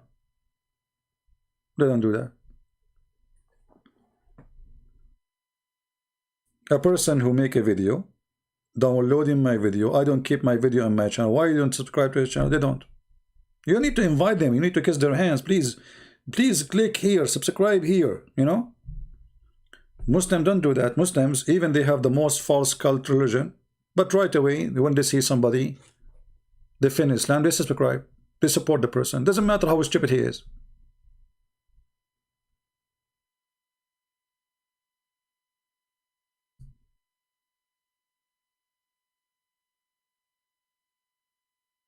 Right? Ruqayya, she have a question. Can I ask, if Islam is so evil and disgusting, how over billion believe and live in it? How we know that the billion they believe and love in it? Give them freedom. Let us see how many will be left from the billion. You see, this is true, Ruqayya. If you don't have people go after people to kill them, if really people love in it, so why you have an apostate law says if you leave Islam we will kill you, if nobody will leave anyway? So the apostate law exist because people hate it. The biggest sheikh in Islam in our time, he is the leader of the imams on the Muslim council in the world, and he is the leader of the Muslim Brotherhood, Al-Qaradawi. He says, if not the sword, Islam is gone long time ago. To know if Islam is really true, beloved, give people freedom. Like here in USA, who want to be a Christian, can be Christian. Who want to be atheist, he can be atheist. He want to be a gay, he can be a gay. But if you have a government, a religion, who force everybody to be from one color, then there's no other colors. And that make it clear that Islam is a fake cult. Freedom is missing. And you are saying to me we are decent people. I'm not talking about the people, but Islam, how you can be, okay, you are decent people, but you just see that you Muslim, you practice trial marriage, mut'a marriage, zawaj of friend, renting women for one night stand, but you call yourself decent. Okay, this is decent for you. Having sex with the children, this is decent. We are decent people. This is what you see yourself. What I can say. Muhammad is a decent man. According to you, he have sex with 6 years old girl.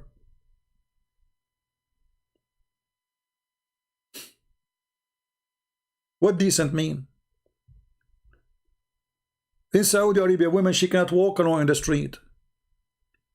Go and see in Egypt, if a woman she walk wearing some jeans or something, what will happen to her? What will happen to her if she go in the bus? We are decent people. And my problem is not with the people. You want to be decent or not, who cares? I'm talking about Islam. Let us say you are the most decent lady in the world. But Islam is not decent. If you follow Islam, you cannot be decent. Isn't it Islam teach you to lie to your husband? Isn't it Islam teaching the husband to lie to you? How you can be decent? You follow such a belief. You are a decent liar then. When you believe that it's okay to lie.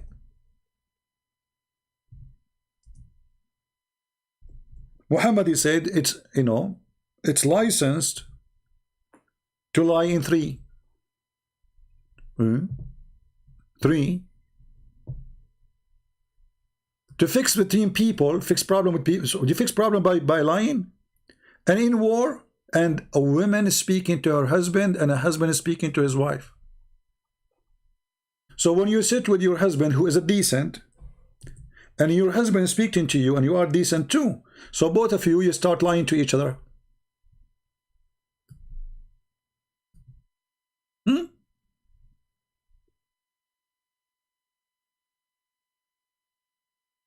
Let us see the hadith. Here we go.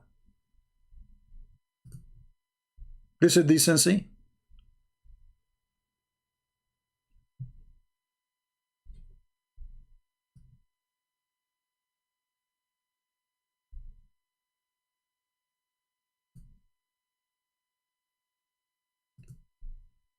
The second you marry a Muslim woman according to Muhammad, and you marry a Muslim man according to Muhammad, they can practice lying to each other. This is decency.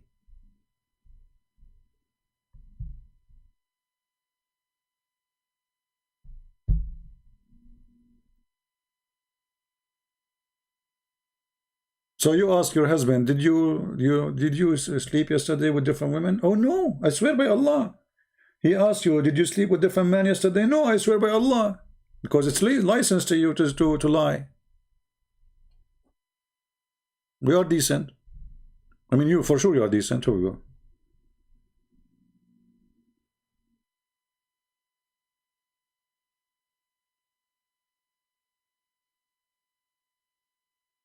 Actually, always, you know, those who claim to be decent, I'm not talking about all Muslims.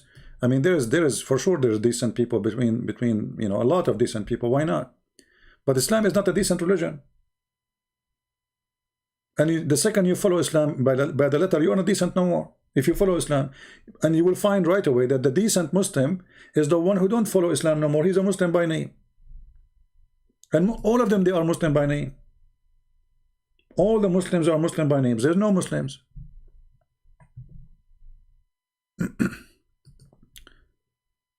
Adultery is punished by death. That's a lie. That's a lie. You see, Ruqayya, you said you believe in the Quran only. I mean, just to show you your decency. You are a liar and you claim to be decent. Adultery is punished by death. Okay, show me the Quran. You said you believe in the Quran only. You see how they lie? She said she believed in the Quran only. Okay, I challenge you to show me in the Quran where it says that adultery is punished by death. What you will say to me, I go to the Hadith, but you said you are Quran only. So you are Quran only when you want, and you lose your decency when you want. Your decency is very flexible. Very flexible decency. Secondly, Muhammad, he make adultery legal when he practiced mut'ah, when he allowed the man to marry a woman for a day or night or two. This is mut'ah. This is prostitution. And actually in Islam, prostitution is halal. Here we go. The Quran says though, as long you are forcing your slaves, as long your slaves agree to do it, if you force them, Allah will forgive them anyway. Read the Quran. It says prostitution is legal. People complain that the Muslims, the Sahaba, the companions of the Prophet, they are opening bars. They became pimp. Every house became a pimp house. So Muhammad, he made a verse about it. He says, and force not your slaves, not made, what made? Into prostitution. And if you do that, Allah is all merciful. What is it forbidden? It's not forbidden. The punishment of the zina in the Quran is 100 lashes. Okay. So Ruqayya, where is the death?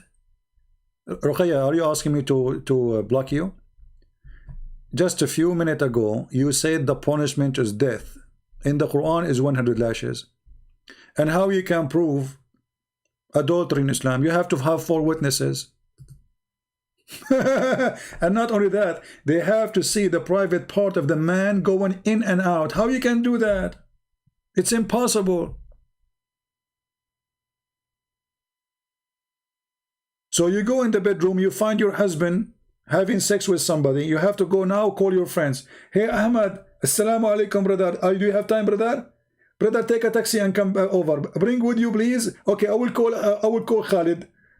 So you have to bring 4 witnesses by the time, and if they come again inside the room and she put her panty and they don't see him in and out, I don't want to go in details, there's no adultery. Even if they go inside the room and she is in the top of him or he is in the top of her and they could not see his private part going in and out, there's no adultery. That's Islam. And I change to say I'm lying. You have to see the private part going in, and 4 guys, they have to see it. 4. Where am I going to get 4? What if they are under the blanket?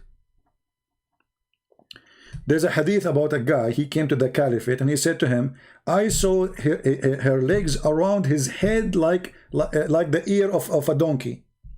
I mean, what do you want more? Her head, her legs is around his head. He's on the top of her. He said, did you see him going in? No. He did beat the guy. The caliphate, he did beat him. Because there's no proof. I mean, look, what? The woman's legs around his neck. And he is in the top of it and they are doing it.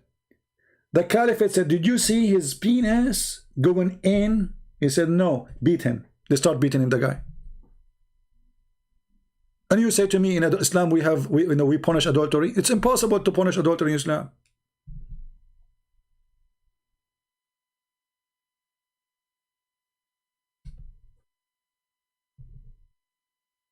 Four witnesses, and they have to see the private part in and out.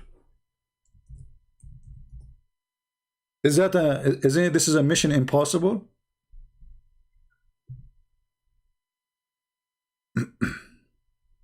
Here we go. Chapter 4, verse number 15. And those of your women who commit illegal sexual intercourse, okay, take evidence of 4 witnesses. Then you go and see how 4 witnesses, like what? They see them in the room alone, naked, on the top of each other. No. They have to see the private part of the man getting in and out.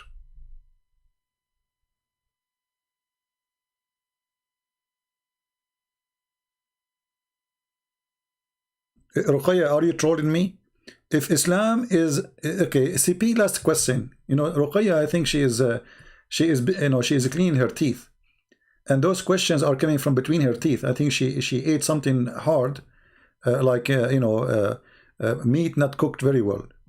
So one last question: if Islam is so evil, why the angel Jibreel chose Muhammad? What Jibreel? What stupid? Are you stupid or what? What Jibreel? Did you see Jibreel coming to Muhammad? Why Jibreel? Even his name is wrong. There's nothing is called Jibreel. Muhammad, he could not even quote the name of Gabriel correctly. He called him Jibreel. And do you know how Muhammad, he found out that this is Jibreel? Do you know? The legs of his wife and her boobs. He told his wife, Khadija, this is the beginning of his life as a prophet, I am seeing someone, he come in the corner of the room. Okay. But I'm not sure if he is he's an angel or shaitan.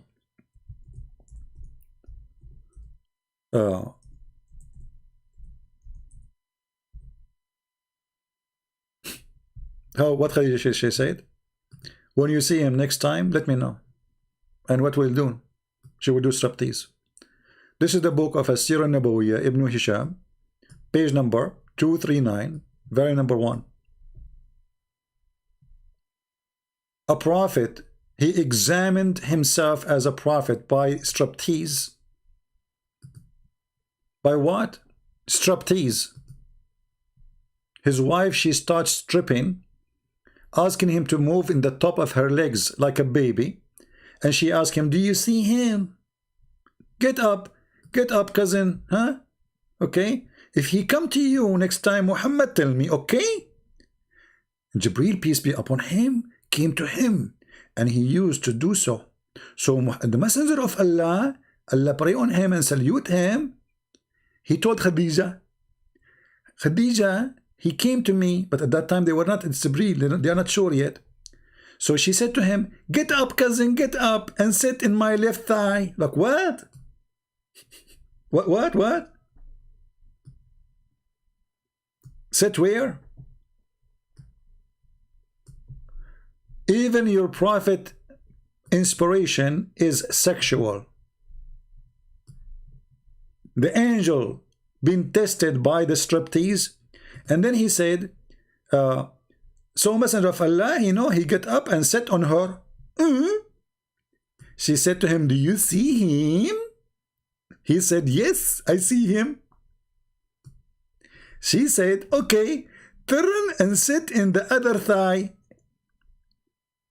And then the Prophet, Allah prayed on him, and not for him, but, sorry, for him, not to him. He said, do you see him? He said, yes, still I see him. And then he turned and sat in the right thigh. And she said, do you see him? He said, yes, I see him. Brother and sister, this is the most advanced technology at that time of the Prophet. At that time, there's no X-ray. At that time, there's no machine. At that time, there is no way to find out if this is an angel or not. So the Prophet, he was confused. And he was not sure. And now his wife, she's doing striptease. And now you will learn how the benefit of striptease. To encourage all the women to do striptease to their husband. Because this is the only way to find out if the Jibreel is there or not. What a stupid cult. She said, so he turned, and he sit in my lap. You see the translation here coming in stone. So she said to him, he sat in the top of her now, it's sexual position. Boom, boom. She said to him, and she took off her clothes. Do you see him? He said, yes. And now she will take off her clothes. She took off her, translation is not coming right. And he is in the top of her now. And she said, do you see him? Now this was like the end of the movie. Do you see him? Muhammad, he said no. Khadija, she said, oh, approved, glory to Allah. This is for sure is coming from Allah. Translation, it says gospel, which is not true. Okay? I swear by Allah, this is an angel. This is a prophet of God.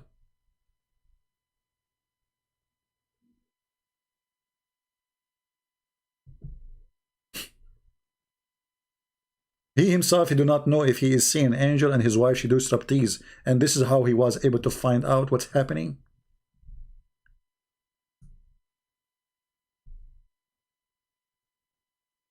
By the way, I see somebody in the corner. But what I can do, I mean, I don't have a woman here to do what Khadija did to him. I'm unlucky.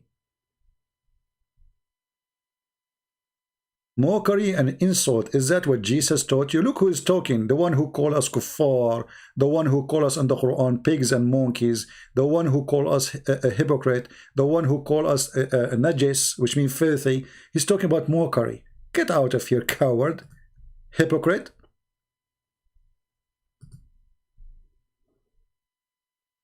Your prophet not only called us names, filthy names, he ordered to kill us and to rape our women, and you're talking about mockery. But you look at this, the second you start reading for them a story, in their books they say it's a mockery. I agree. Islam is a mockery on you, not on us. This is why you see it as a mockery. I'm just sharing the truth with you, what is written in your books, what your prophet said to you.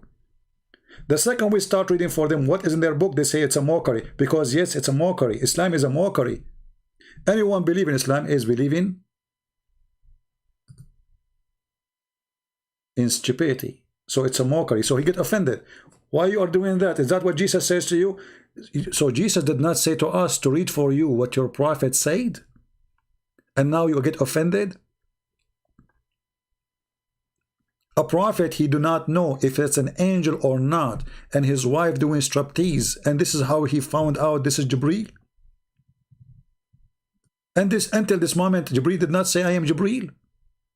When Jibreel, he came to Muhammad, did he say to him, I am Jibreel? No. He squeezed him 3 times. Okay, why you, shouldn't you say, who are you first? What do you want from me? So look at those people. The second you start reading for them, they say it's a mockery. Don't read our books. It's a mockery. Our books is embarrassing. Mockery. Flying carpet is a mockery. But how come you teach it to your kids? How come when you read it, it's not a mockery? When we read it, it is a mockery. The cat get offended because we told the cat that she say meow. You cannot say to the cat you say meow. You should say to her you say how.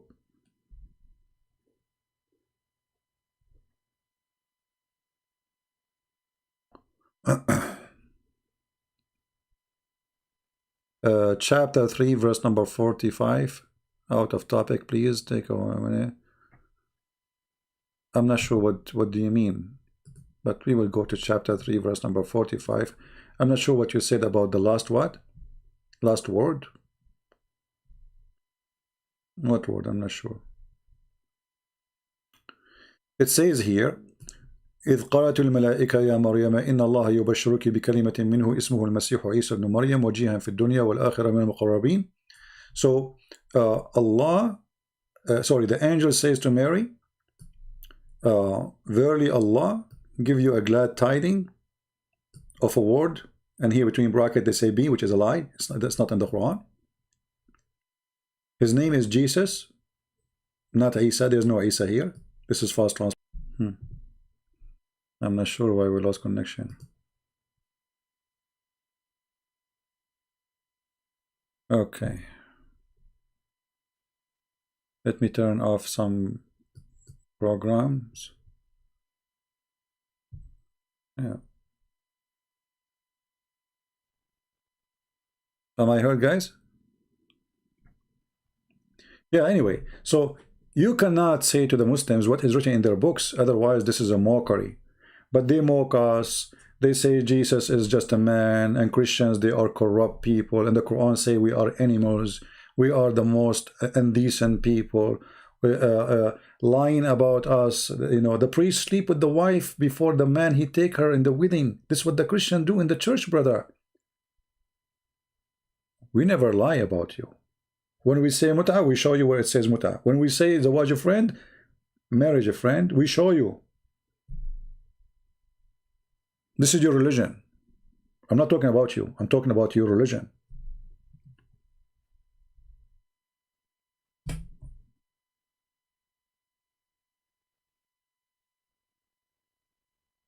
Please read Quran story about Jibreel and not a stupid prono online you find.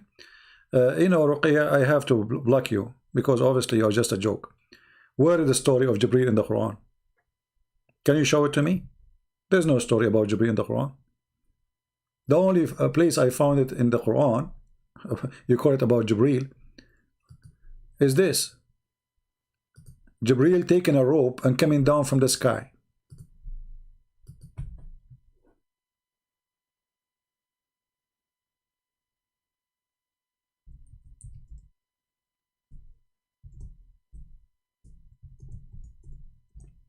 And then we ask the Muslims, who is this guy? They don't know. Is that Jibreel or Allah?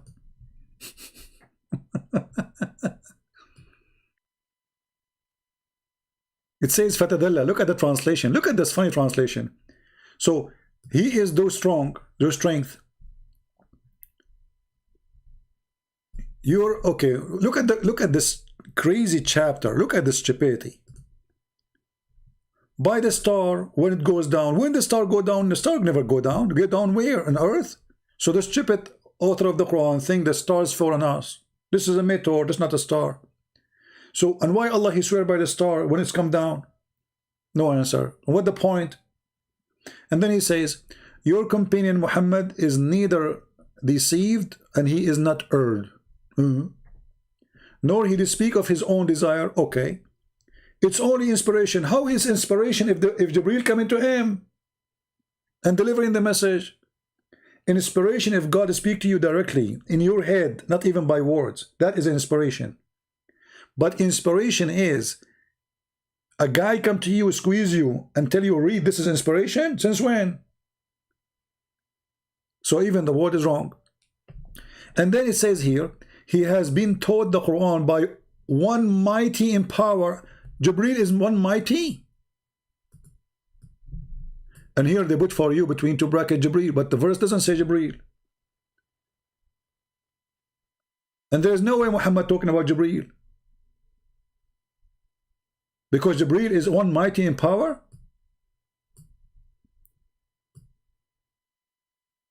And why he don't say Jibreel if it's Jibreel? And then he is Dhu Mirrah. Okay, what does that mean? Free from any defect in the body and the mind. Like what? This is what Dhu Mirrah mean? If we change the translation, we will find different meaning. And Muhammad, he said, when he saw Jibreel in the hadith, he found him sitting in a throne. Jibreel sit in a throne. Why? He is Allah.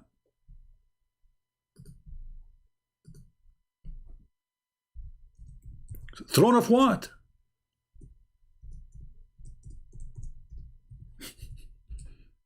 Madness.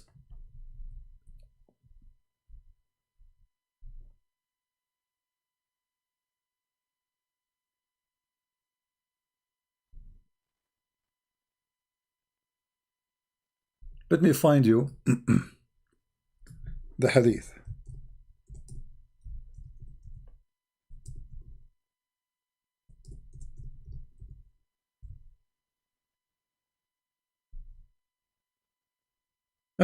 Stupid cult.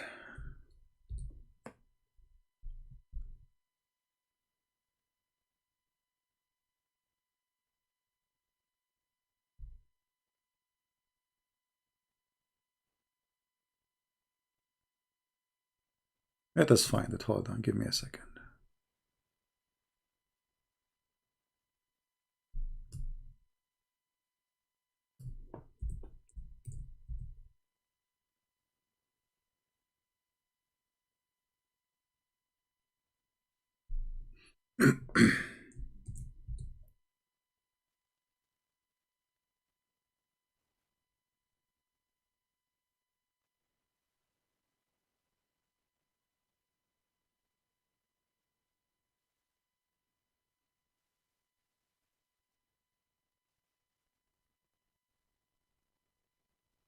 I'm trying to find it.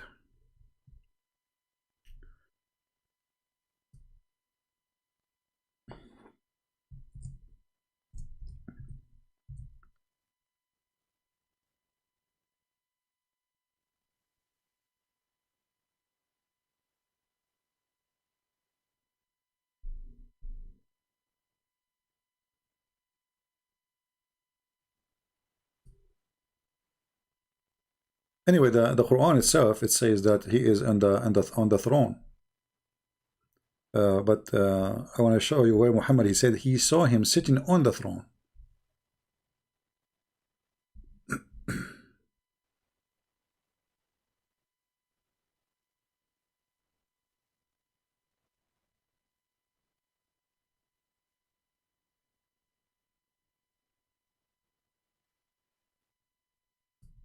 Let us see.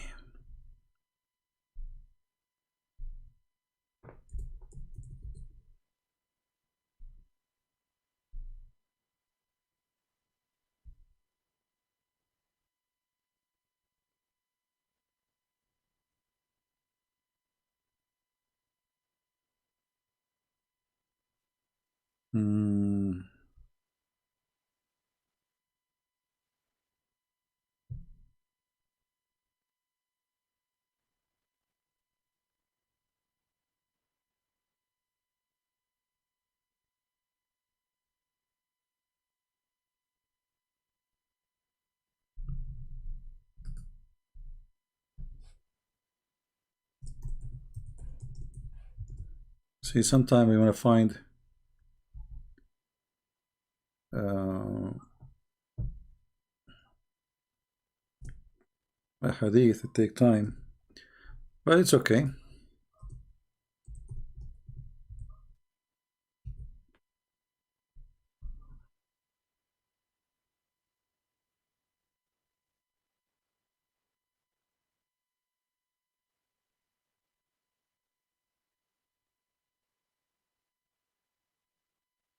But anyway, if we go back to the verse, the same verses we are reading, until we find this thing where it says the owner of power. Jibreel is the owner of power. And then, and high rank, and then they put between bracket Allah. But nowhere it says Allah in the Quran. And the Lord of the throne. You see, it says the Lord of the throne. This is Jibreel. Anything you are seeing right now between two brackets is not in the verse.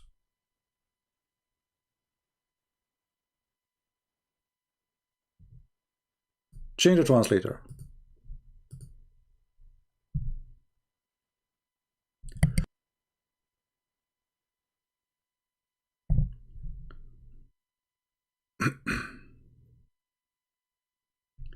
Let us see what translation. Let us see Biktal. It's a miracle when you try to change the translator, you know. Mighty established in the presence of the Lord of the throne. This is what it says? Okay. One, to be obeyed. You obey Jibreel? You obey Jibreel. What is this? Who is this one we're talking about?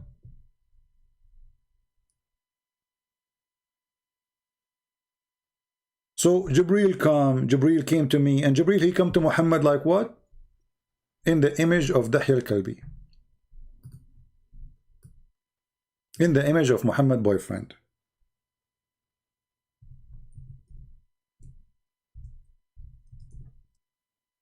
So anytime the Muslim, they see his boyfriend is sleeping late at night with him in his house,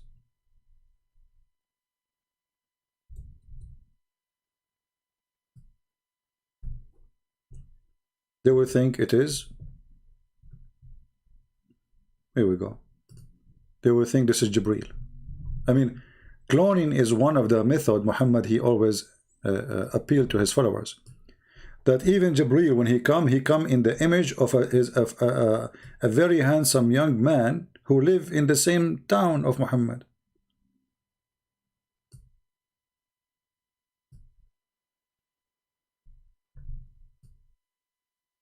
Even Jibreel is a clone. Jesus was a clone. Jibreel is a clone. I mean, everybody is a clone. How we can believe that Muhammad is Muhammad? Maybe he's a clone too. Even Muhammad, he said that there is a shaitan, his name is Al-Abyad. He cloned Jibreel. Which means shaitan, this shaitan who his name is Al-Abyad, he cloned Jibreel. And he come to Muhammad as Jibreel.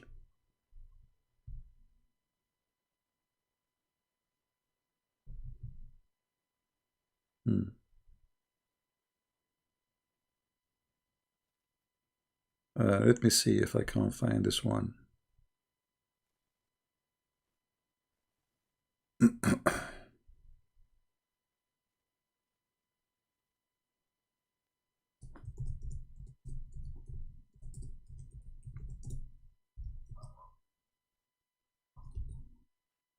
Let us see. Okay.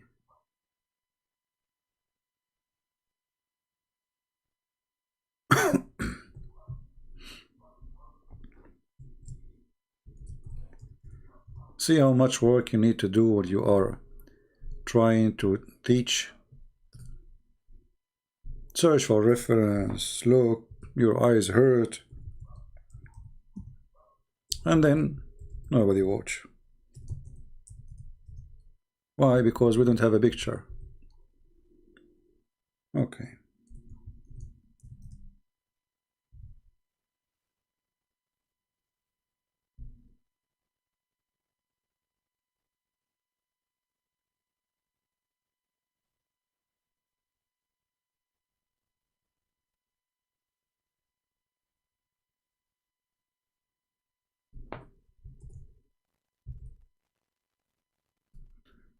Look like we have difficulty.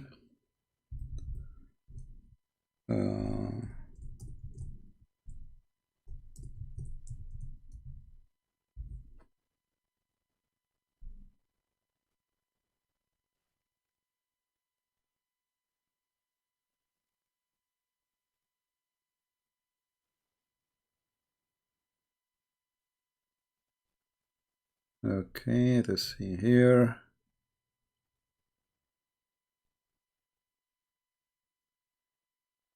I found the hadith about the names of shaitan.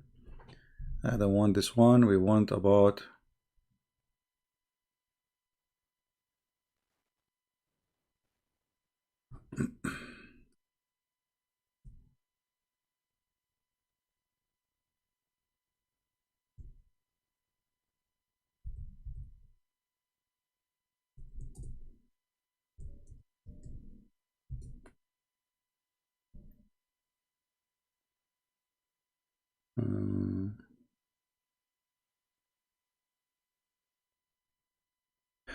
I forgot really the which volume. I'm just trying to find. I'm sure when I'm done, I will find it right away. When we are done, like there's no podcast.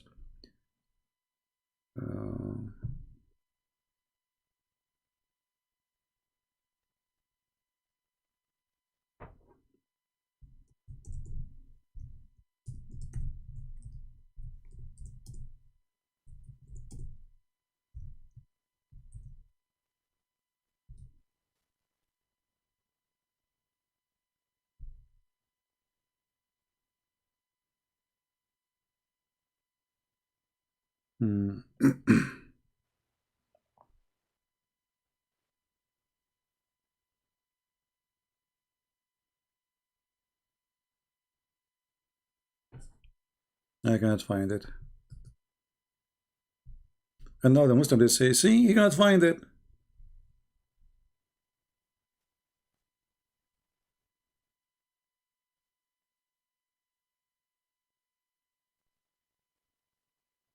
You cannot find it.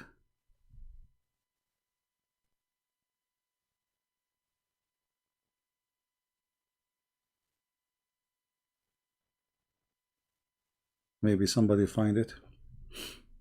The funny, I am the one who gave you all the links, and then when I need it, I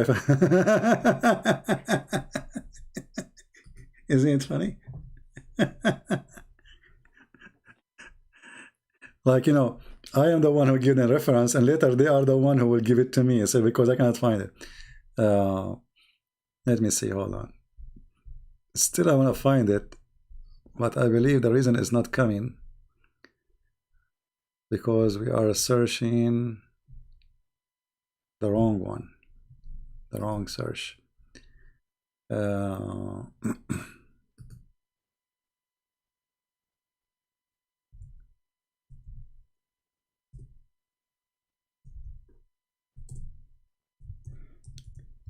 see, when you search for something, you have to like put the exact word as it is in the book. Otherwise, it's not going to come. So you have to have a very sharp memory. All right.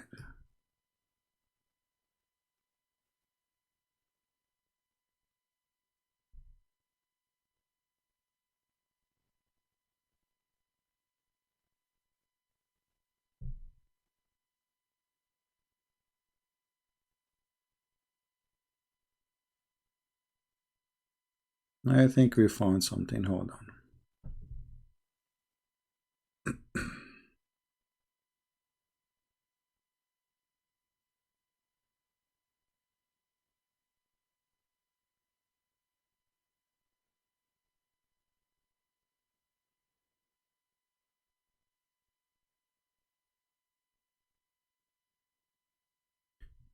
Okay.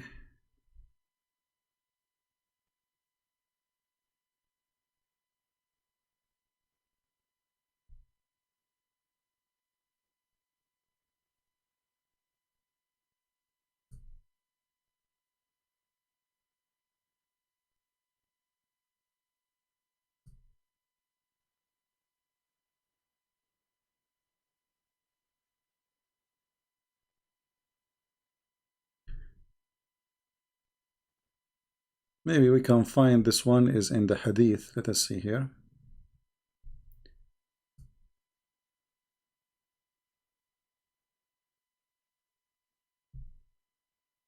Let us try to find it here. But this is not the one I'm looking for, really. Yeah, even here I'm gonna find it.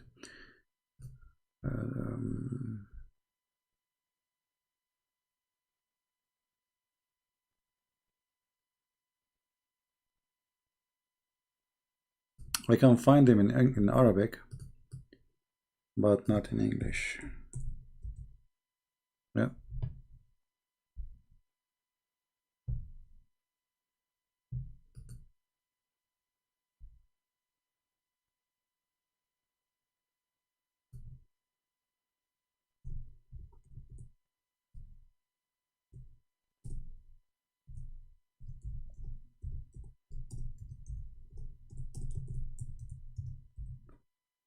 Struggling to find it.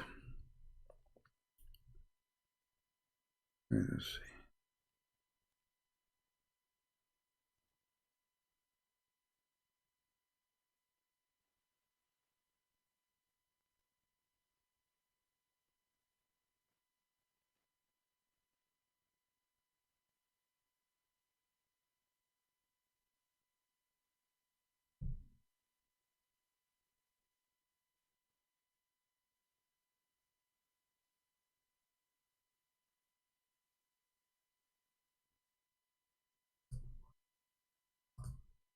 I know this is boring, right? Because I'm not, but I'm trying to find it.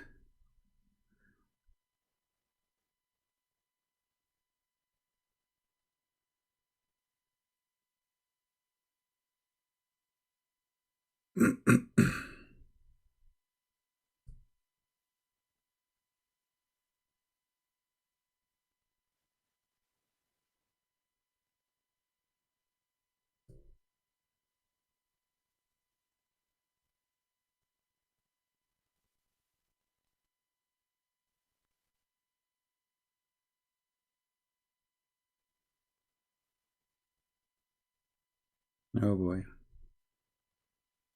That's it. We are stuck.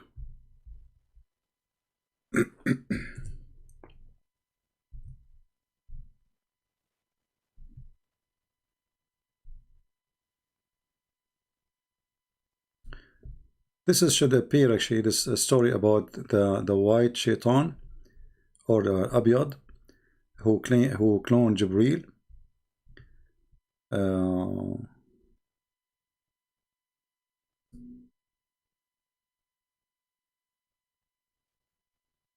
This should be in the interpretation of the Quran. There we go. Finally we found. Unbelievable. Give me a second.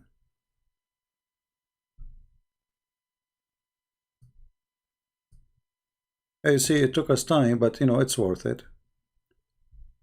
All right. Finally, I found the reference. All right. This is the book of Tafsir al-Baghawi, volume number 3, page number 294. I will post the link, so next time if we look for it, I don't get dizzy.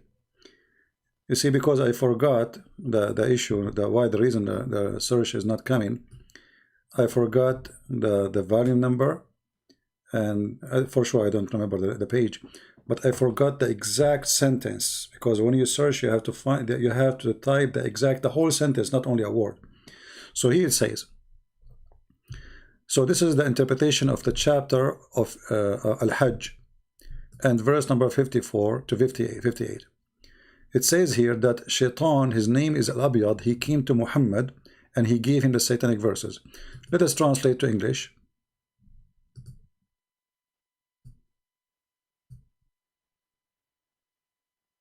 And I will give you the link right after. So this has happened. The devil, he cast in the tongue of Muhammad satanic verses. And it says here, let us see where it says, the white.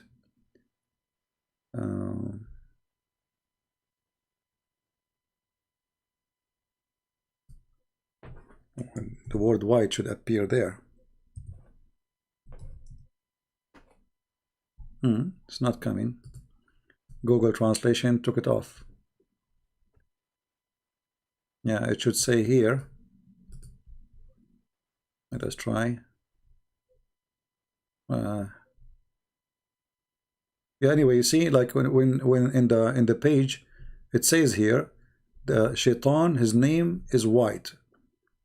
But in the translation, inside the page, it doesn't show. I don't know why. All right.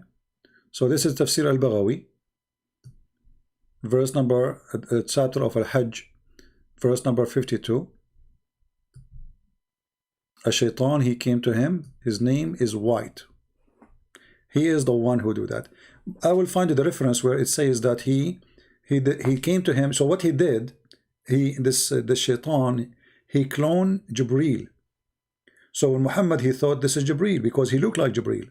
And that's why they call him white. Why? Because he came to him as a white person. When shaitan in Islam is a black person. So he cloned Jibreel, he come as a white person, and he gave Muhammad satanic verses.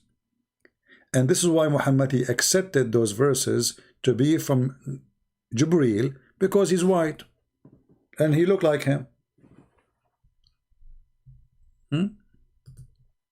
True story again. So Muhammad here trying to find an excuse why he received satanic verses. He claimed that shaitan, he come to me in the image of Jibreel. Okay, so how I know? And he is white, so he was a white person.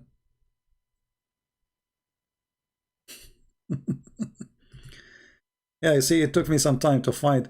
But anyway, I need to find more reference about this story.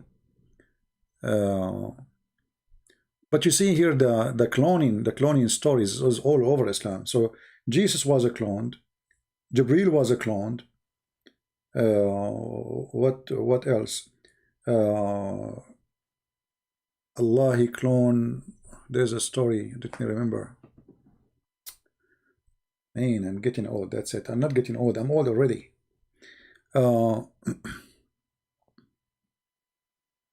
This interpretation rejected by most of Muslim scholars. Oh, okay. And who is the scholars who say that? Can you show me? Al-Baghawi is the teacher of Ibn Kathir. You know what, Ruqayya, I think you're a troll. I don't think even you are a Muslim. Just go. Take care. I don't like people to troll here. Yeah, one of you is inviting me to join somebody group, you know, but then in Indonesia, I don't join group, sorry. Al-Hayat TV. I receive a message. Please don't send me messages, guys, in Paltalk. I'm not going to read them even. But I don't join. I don't like to go in live broadcast with others. They can do their job. They can do what they want to do. You know, I don't enjoy interview style or, you know, group talk. I will enjoy it only if I have somebody debating me. But a bunch of Christians talking and all of them, they agree together, this sounds like a Muslim dialogue. You know, the challenge is to debate a Muslim and to show him he's wrong, not a bunch of guys who agree with each other. And you know, that's why I don't like those things. I get invitation from many people.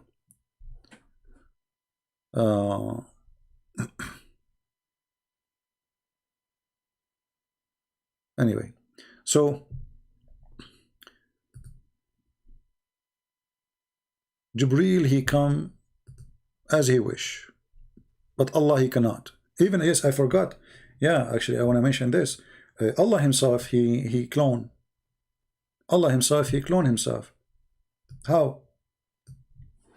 If you remember, where Allah supposedly, according to Muhammad, he will come in a shape other than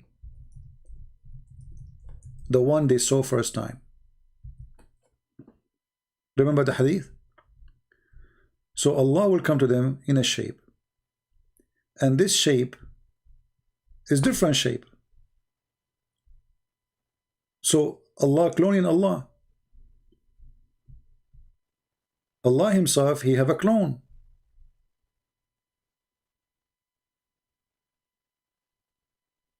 You see, those are a clear reference. Look at this one. shape other than the one which they saw first time. Which the shape you saw first time?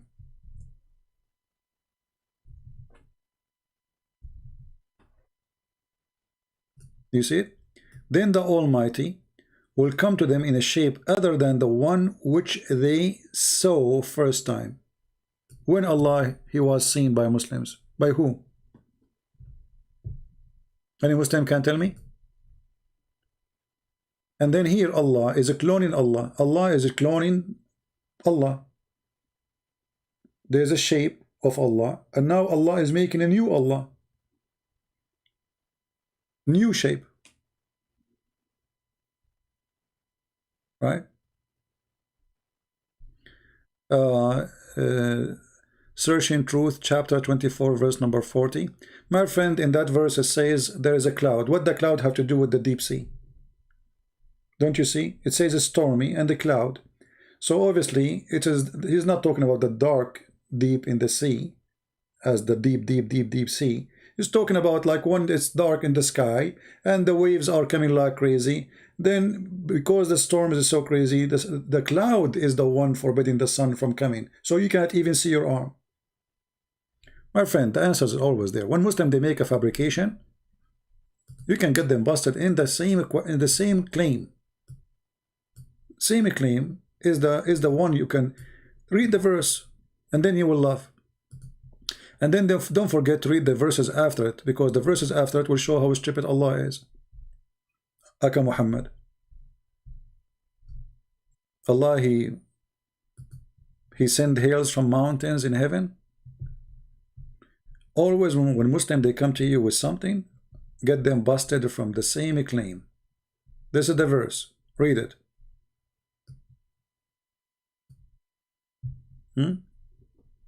What in the top of it? Dark cloud.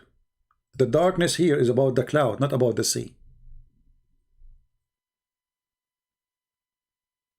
Do you see it? Or we are blind? If the deep sea is the one is dark, then there is no need to mention the cloud, because the cloud, if the sun is there or not, that will not change anything.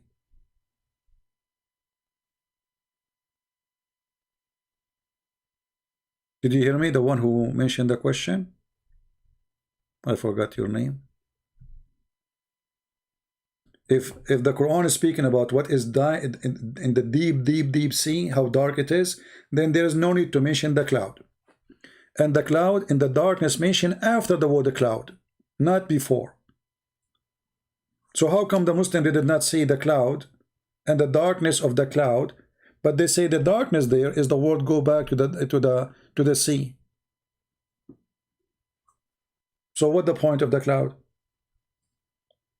You see, in the deep sea, even if it's most sunny day, still it's dark. So there's a cloud or not, it doesn't make a difference. Same time, I mean, Jeddah is just a few kilometers away from Mecca, and people there used to do for living, they dive for pearls and fishing. So anyone he dive a little bit, he will see that the more you go in the water, it's dark. It's not a secret. You don't need to be a genius. This is not a science. So did he say like inside the deep sea it is dark and that's it? No. And it's at the same time, read the verses after it. Look, Allah, he sent hail from mountains in heaven. Read carefully. He sent down from heaven mountain where is hail. This is science. So Allah, he knew what is inside the deep sea, but he do not know how hail is working. Do you see it? So my friend, the Quran is a series of stupidity. Look at this verse here. Allah, he created every creature. Look. The first translation says, he created every animal from water. Where is the word animal? It says dabba. Dabba is something, anything walk. Anything walk is a dabba. And now he says, he created that from water. In different verse he said, created everything from water. But is the angel created from water? Is it Muhammad who said the angel created from light and shaitan created from fire?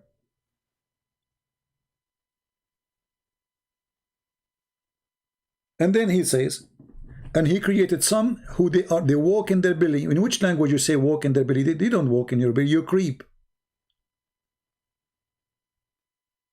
And some they have 2 legs, and some they have 4 legs. That's it. What about the rest?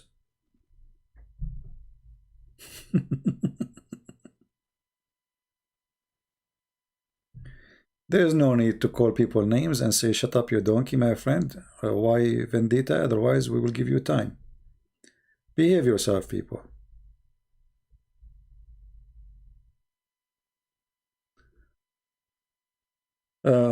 So, if Allah is smart, Allah should be smart in everything.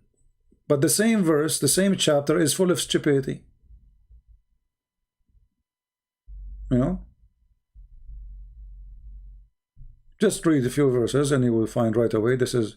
But anyway, if you are bankrupt, you try your best to make a miracle out of nothing. If you go and read the interpretation for this verse, as an example, chapter 24, verse number 43.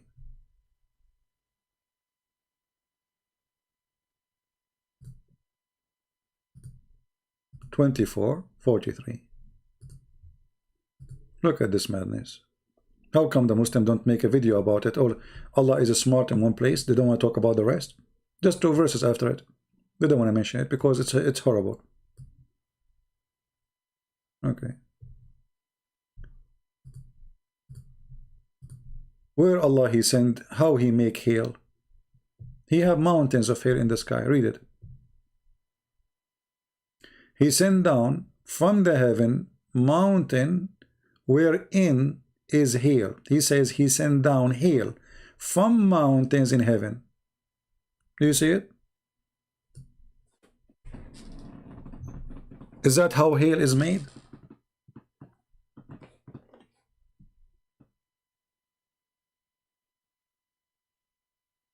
So, you know, when either we have a smart God, he always speaks smart, or he is a stupid sometime or a smart sometime. That will not make him God.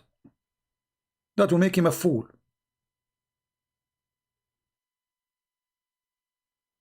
Right?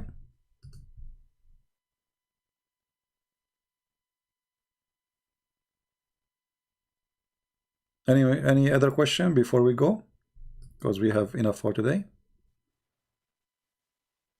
Allah do not know how the sperm, where the sperm is coming from. Allah, He think women have a sperm coming from their ribs.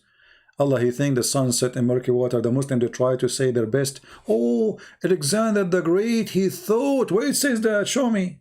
Where it says he thought. He says he found it. Allah is talking. He found it. Sitting in murky water. He found it. Not he thought.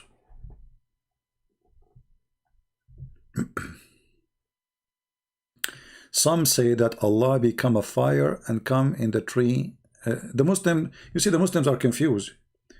This is the story, a story from the Bible, right? When God He came to Moses, He saw a fire in the bushes. The same story exists in the Quran, but that story make the Muslim confused, and nobody dare even to explain it. Look what the Quran says.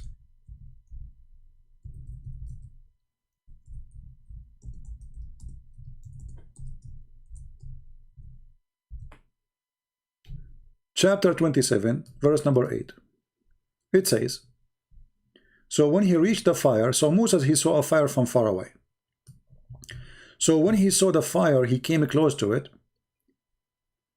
And then it says here, blessed is the one in the fire and who is ever around it. Muslims, who is inside the fire? And watch the comment.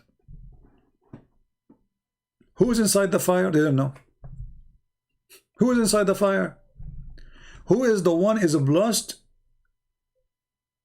and he is inside the fire? Any Muslim can tell us? No. So if you start reading the interpretation, you will see every Muhammadan give you his own interpretation. The Quran speaks. Are you a Muslim, my friend? Do you like to call me and tell us about this verse as an example, as long as you speak?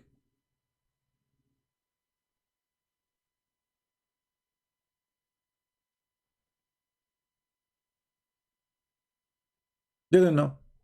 So if Allah is inside the fire, that is funny. Because what he is doing inside the fire. If Allah is the fire, then say so. The tree, when Moses came to the tree said, the tree spoke. A voice came from the tree, from the holy ground. I am Allah. Okay, wonderful. What was in the tree? There's a fire. Who was in the fire? Plus is the one in the fire.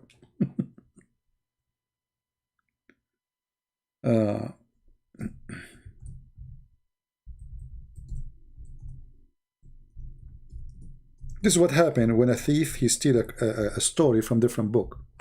He is confused, and his followers, they are more confused. So in chapter 28, verse number 30, it says, so, and when he reached what? The fire. He was called from the right side of the valley, in the blessed field, from the tree, O Moses, Lu, I am Allah, the Lord of the world. Allah is inside the tree. But the Muslims, they say that Allah don't go inside his creation, but he is speaking from the tree. Was Allah there or only his voice? If his voice was only there, that means Allah and his voice is different. It's not the same person. Is it possible that Allah is a person who speaks in heaven, yet his voice coming from the tree? That means the voice of Allah is coming inside the tree and the tree is speaking? Or Allah is in the tree? Let us find out. It says here that this tree and what is around it is holy ground. Do you see it? So Allah, he said to him, take off your shoes.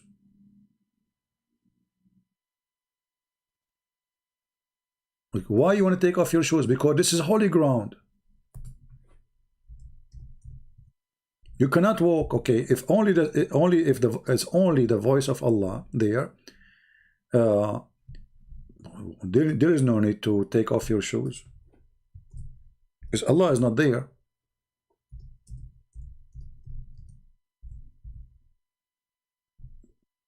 And the funny in the Quran, this is why you have to have a lot of knowledge, because the story is not in one chapter. As you see, look all over. You know, this is a different chapter. Chapter 20, verse number 12. But why the story is mentioned in many places? There's no point, because this is not a book. So here it says, Moses, he saw a fire from far away. He said, he told to his family, I'm going to go and get a fire, because he don't know, he don't have a fire with him. So he came to the fire, and when he reached the fire, he was called, O Moses, Lu, I am the Lord. So take off your shoes. Why we are taking off our shoes? Because Allah is there.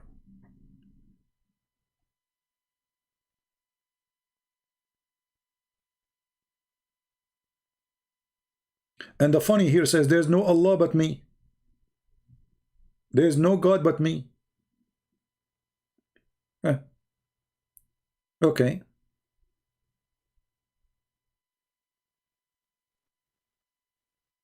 You see, Islam is a religion as long as you don't ask questions. The second you start asking questions, you see all the trouble. This is why chapter 5 verse 101 says, ask no questions.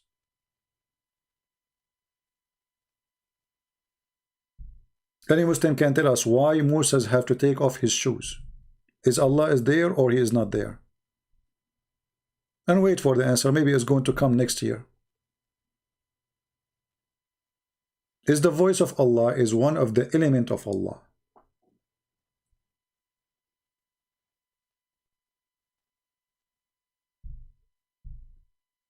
Is the voice of Allah is holy? Is the voice of Allah is Allah? Is the voice of Allah is just a voice, which means energy, like every energy? If it is, why the guy is taking, he have to take off his shoes? And then when they say to you that Allah don't go inside his creation, then we find Muhammad says that Allah, he come every night in the third part of the night. He come down to the lowest heaven.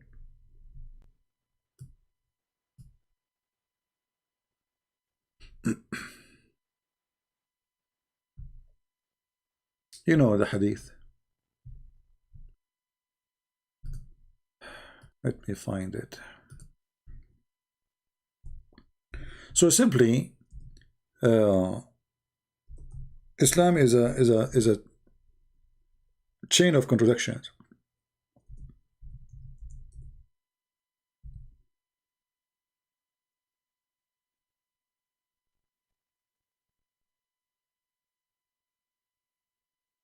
It's a chain of contradiction. And nothing match. The story does not match the story. And the belief does not match the belief. So how God can be a man? Why? Because he cannot, God will not enter as a creation. It's an insult to God. Allah is big, Allah is Akbar. And then we find that Allah, he go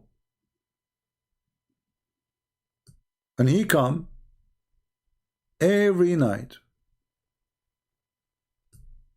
He come where? In the lowest heaven. Where Allah he live right now? He's homeless? Is he inside his creation or outside of the creation? Muhammad, he says Allah in the seventh heaven. So this is his creation. Our Lord, the blessed, the exalted, descended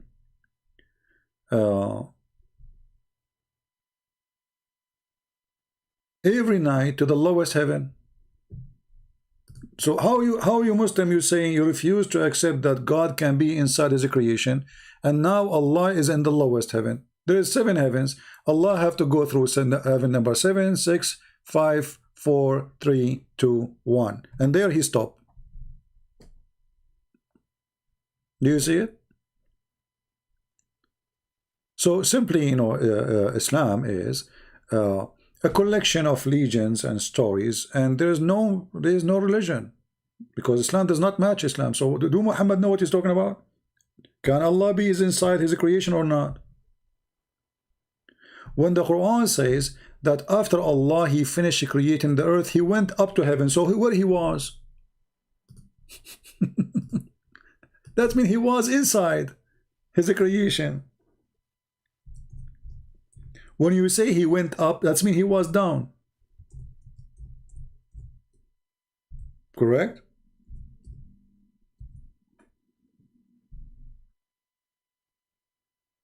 Look, all those verses saying the same thing. Allah, he mounted in the top of the throne after he finished creating the earth and the heaven in 6 days. So where was Allah?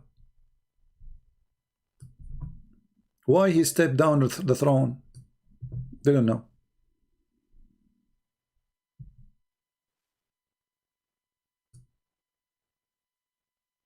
And the funny here says, will you not remember why we were there?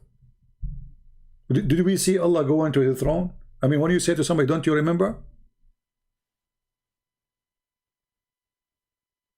One of the funny statements, when the Quran says, don't they see? No, we don't see. Do you?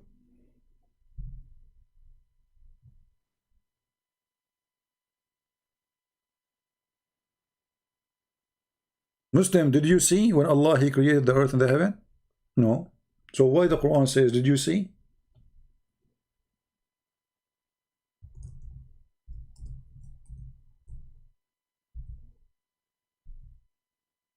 Don't you know that Allah he can see? How Allah can see?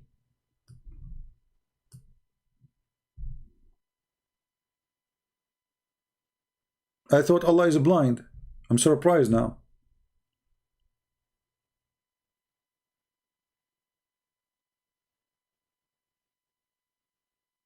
How Allah can see? Do Allah have eyes? Zakir Naik, he said, Allah he see. How we see? We don't know. Allahu alam. Allah he see. He says, yes. He hear. Yes. How he hear? Allahu alam. Allah have a body. Yes. How his body look like? Allahu alam. So what is your religion? What is exactly your religion? What do you have? You have nothing. You don't know about, they don't know anything about their God. Allah he see. How do you see? We don't know. Allah have eyes. How his eyes? We don't know. Allah he can hear. How he hear? We don't know. Allah have a body. How his body? We don't know. So what do you know? What do you know about this God? Nothing. Their God is just an idea of somebody. His name is Allah, which means God-lah. Okay, who is this God? Nobody knows. Even you ask a Muslim, who is Allah? He says the creator. Well, the Quran says he is the best of the creators. How Allah is the creator? When you say the creator, that's mean all inclusive. Exclusive, sorry. I mean, it means it's him, only him. No, there's no other creator. Chapter 6, 102, it says, he is the one who created everything, so worship him. Wonderful. Chapter 13, verse number 16, he is say that Allah is the one who created everything. Wonderful.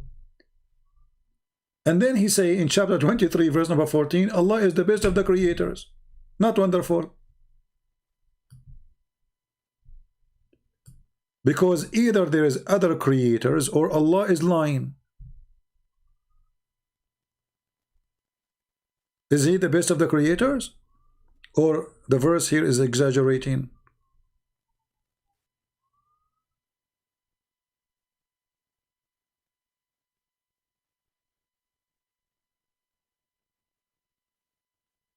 Any Muslim have an answer? You see, if I say I am the best teacher and I am the only teacher, that's mean I'm lying. I'm not the best. I'm the only one. The second you say you are the best, it's mean there is others.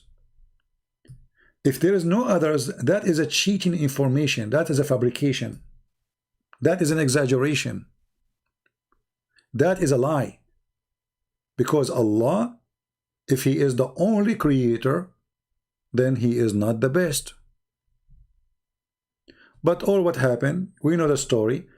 The inscribe of Muhammad, when he heard Muhammad saying this, which is very funny, stupid verse, that Allah he created the human being from flesh of from a sperm. Look at the translation. Look at this translation. How stupid it is. If you change the translate, look. One of the funny things about Islam, that's when you read a verse, if you translate, if you change the translator, you will find a new Quran, not a new words. Look, I will change the translator. This is which translation? This is Biktal. I will go to Yusuf Ali. Look at the magic will happen. I just changed the translator. I did not change the Quran. Then we made the sperm into a clot of congealed blood. What kind of God he say that? The sperm became congealed blood? This is how the baby, the first step of the baby is sperm become blood. That's God talking supposedly. And then we made the blood, the dead blood, congealed blood, into a lump. Then we made out of the lump a bones. And then we closed the bones.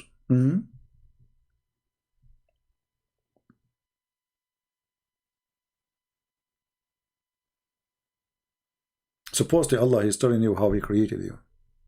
So, and then he says he is the best. And look, we just changed the translator. Look what happened. The best to create. Where is the word the creators is gone? You see? We changed the translator. The word the creators is gone. Liar. So, to make it simple, Islam is a collection of stupid stories. All of it is a theft. Muhammad is nothing but a if he exists. I'm not sure if he exists anyway. But I don't discuss this topic about his existence because it doesn't make any difference. There's hundreds of millions believe in him, exist or not. So I discuss the stupid things he said, not if he exists or not. But if you look with me for a second, you will find that everything there is wrong. When you say I am the best of the creators, And you know, when Allah he says he is the one who created everything, so why the Quran says that Jesus says I create for you? Didn't Jesus in the Quran says I create for you, and then it says by the permission of Allah? That doesn't matter by permission of Allah or not. He is a creator. Jesus is a creator.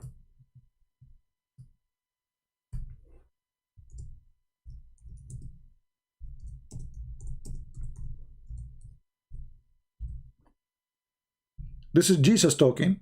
Says I create for you. He did not say Allah will create for you.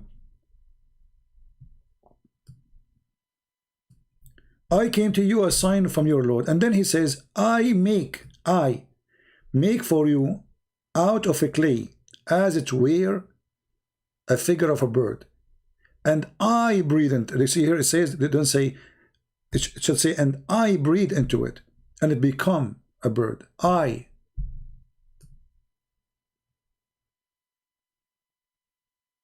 Inni akhluqu lakum. I create. Look, they took it off. If we take this to Google Translation, just to show you how they lie in the translation, or even if we change the translator, let us change the translator to see if the word I will appear. That's I create. This is Yusuf Ali. Let us go to Biktal. Sorry, Hilali and Khan. What happened? Let us see. And we'll make, etc. It says, I have come to you with the sign of your Lord. I designed for you out of the clay, as it were a figure of a bird, and breathe into it. He took the I off. You should say, and I, not design. Where it says the word design, it says, I, ana akhluq, inni akhluq, I create. Look, they are avoiding to say the word I create. I design. I design. This is what the verse saying. I will take it to Google Translation, just to get them busted.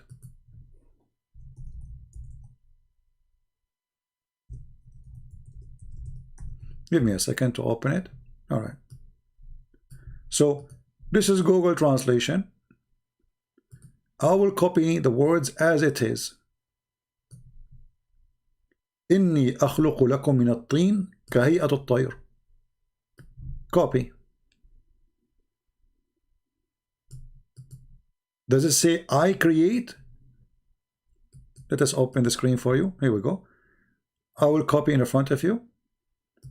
Does it say I create? Why they are saying I design?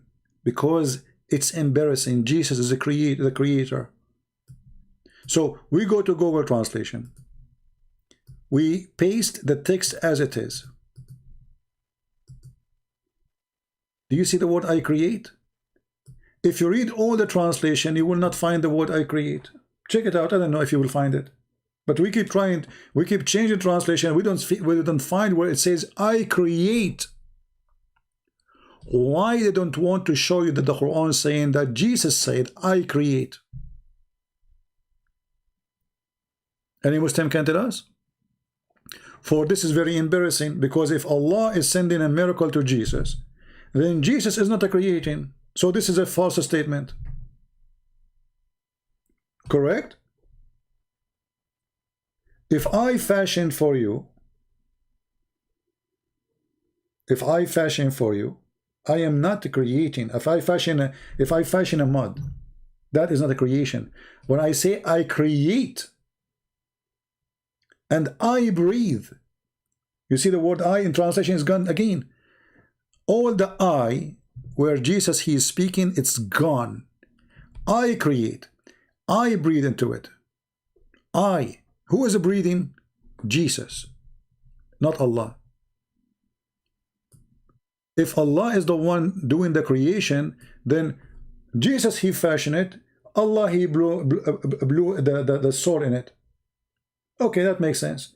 But the one who blew the soul in the clay is Jesus. So from the breath of Jesus life come. How that can be if Jesus is just a man? The Muslim, they say the verse says by Allah permission. Well, you give me permission to drive a car or not, it doesn't change the fact that I can drive cars. So if you are saying to me that Allah, he gave Jesus ability to create, that means we have two creator. And one of the unique things about God that he can create. So Jesus, he is a unique person anyway, for he can create like God. But yet he's not God for you. So how he is not God, but he is a person who can do what God can do? According to this story here, right now in the space, we have a flying birds created by Jesus. Any Muslim can deny it? In the sky right now, there's birds, according to the Quran, created by Jesus.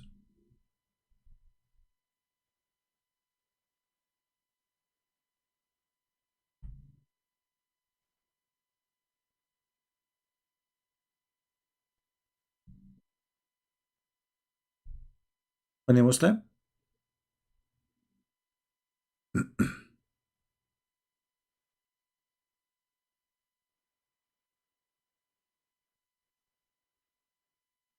All right. All right, I think we have enough for today. This is one of the funny things about our broadcast. We say we are going to leave an hour ago, and it keep going. But what we can do, I mean, ideas come after ideas, a question, they come. This is why sometimes I like to disable the chat, actually. So from now on, I think what I would do, when I want to make the video short, I will disable the chat so I can keep it short. I said to myself, man, I mean, it is Saturday night. It's already, we are Sunday, actually. Saturday night. And I'm going to talk about Islam. I mean, come on, it's disgusting. But what I can do? So I said, okay, let me make it maybe half hour. And how long we are here now? Honestly, I have to disable the chat next time, maybe.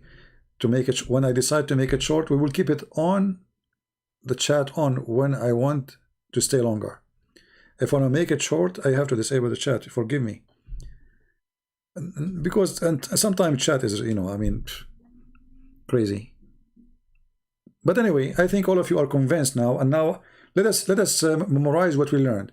How Allah created the cat. Who remember? How Allah created the cat? Who remember? Nobody remember.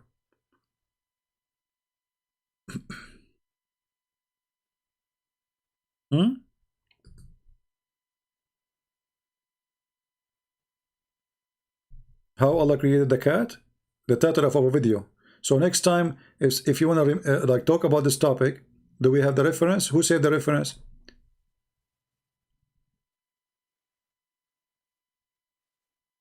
I'm waiting for the answer. Allah created the cat from the sneeze of the lion. Who saved Shaitan? Shaitan, he hold the donkey from his tail. So Noah, he allowed him to jump in the ship with the donkey. Why Allah created the cat? There was a mice in the ship. Noah, he allowed the mice to get in the ship with her husband. And the people, they were afraid that the mice will eat their food. So Allah, he inspired the lion after he gave him a fever to sneeze. And the second he sneezed, a cat came from his mouth. And this is the link from Tafsir Ibn Kathir in Arabic. You can use Google translation, which is not really a good translation, but better than nothing. All right. So this is how we learned two things today, many things, but the major things we learned that Shaitan, he wanted to save himself from the flood of Noah, and the Muslim trying here to find a reason. How come Shaitan did not die in the flood of Noah, brother? Isn't the flood kill everybody evil? Did Shaitan swim? So Muhammad, he come with this fabricated story that Shaitan, he hold the donkey from his tail, and he don't want the donkey to get in unless he can get in too. And Noah give up because the water is coming. So he told the donkey, get in even if Shaitan is with you. And this is how Shaitan was able to get in. True story. And then the people complain that the mice is inside. This is the story here. They complain that the mice are inside the ship, and the mice is going to eat their food. So Allah, He made the lion sneeze, and then the cat came out, and the problem solved. So now we understand that Allah, He cared for us. I mean, look at it. I mean, how they can survive, and they are in the ship and they have a mice with them?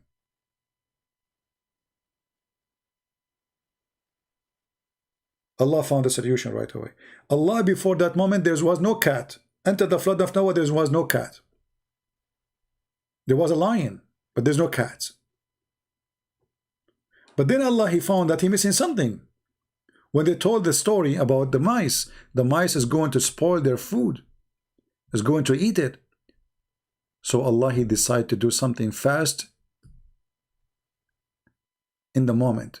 He could not have created, I mean, look, the Muslim, they say Allah, He said B is going to be. No, Allah, He make you sneeze, and then He creates something from your sneeze. So He made the lion sneeze, and right away cat came out. It's not like a cat is going to carry a baby, a little kitten, they will come after a few months. No, they need the cat right now. The mice will eat their food. Because Noah, he put in the ship from every animal, male and female, wife and husband. So Mrs. Mice and her husband, Mr. Rat, they were in the ship, and now they are afraid that is going to spill their food. And then when Allah, He inspired the lion to sneeze, a cat came out from his mouth.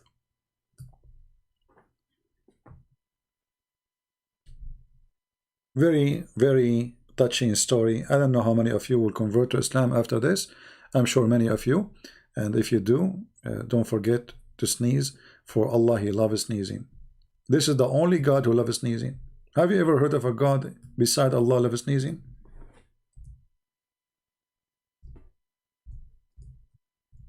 If you say, if you say those things to people, they will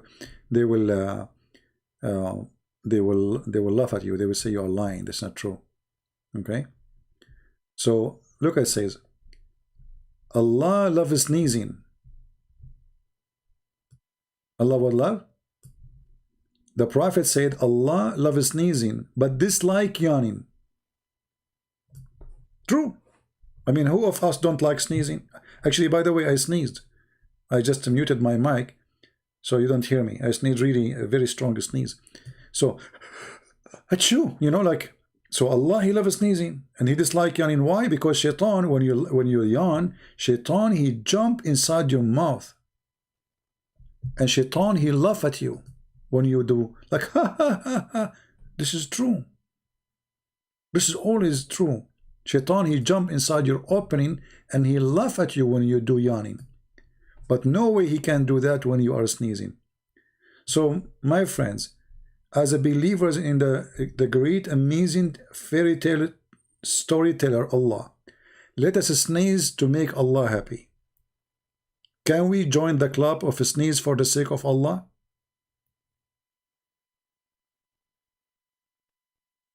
If I make a book right now, says sneeze for the sake of Allah, what the Muslim will say? Can you blame me? If I make a book says sneeze and go to heaven. If I make a book, it says the relationship between Allah and sneezing. If I make a video, it says why Allah do like sneezing. Any Muslim can answer me, why Allah like sneezing? Why Allah, He love it? Actually, it says He loves sneezing. Why Allah loves sneezing? Any Muslim can tell us? What a mystery. Don't you like mystery? Allah, He loves sneezing. That's unique. Not like the God of the Christians. He don't love sneezing. He didn't say anything about sneezing. There's a huge difference. Did the God of the Hindus says, or the gods of the Hindus says anything about, do the God of the Hindus love sneezing? I don't know. Do Buddhas love sneezing? Only Allah loves sneezing. This is the flu God. The more flu we have, Allah is happy. Like Allah now, I can assume now. Actually, I guarantee you that in winter time, Allah is so happy. He loves sneezing.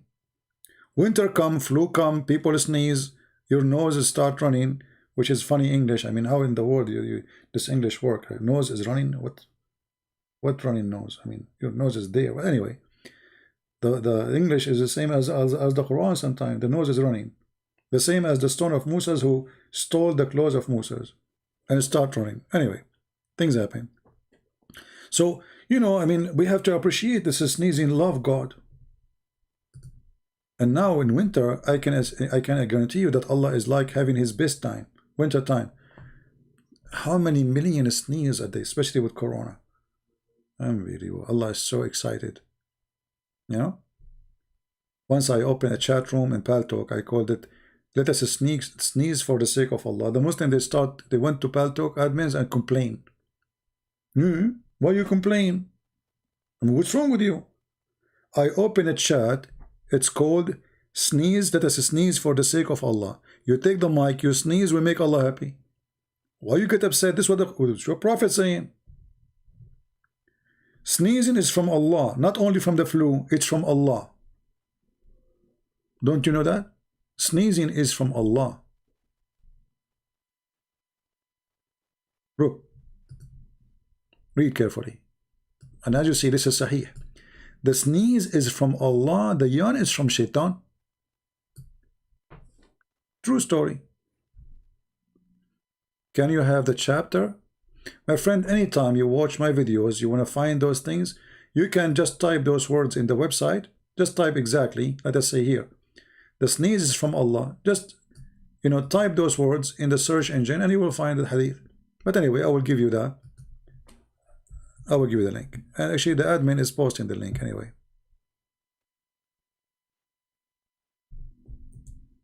There we go. Anyway, I want to say thank you guys for being here. 2 hours ago, I said I'm leaving. I better leave. Otherwise, we will stay until tomorrow.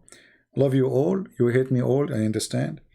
And I will sneeze no matter what, even though you don't want me to support Allah, but I will sneeze. For I am a sneezing for the sake of Allah person. And I believe Allah will use my sneeze to go to the behind the galaxy. And until now, there's no cat came from my mouth when I sneeze, as what happened to the lion, for a very simple reason. I am not a lion. But tomorrow, maybe, or the day after, we will talk about how Allah created the pigs. How Allah created the pigs. So get ready for that. Are you excited? You will not believe it how Allah created the pigs. So now we learn how Allah created the dog from the spit of Shaitan, the cat from the sneeze of the lion, and soon how Allah created the pigs. And you will not believe it. Thank you very much for being here. May the Lord bless you all. Care for the Muslims, love them, don't hate them.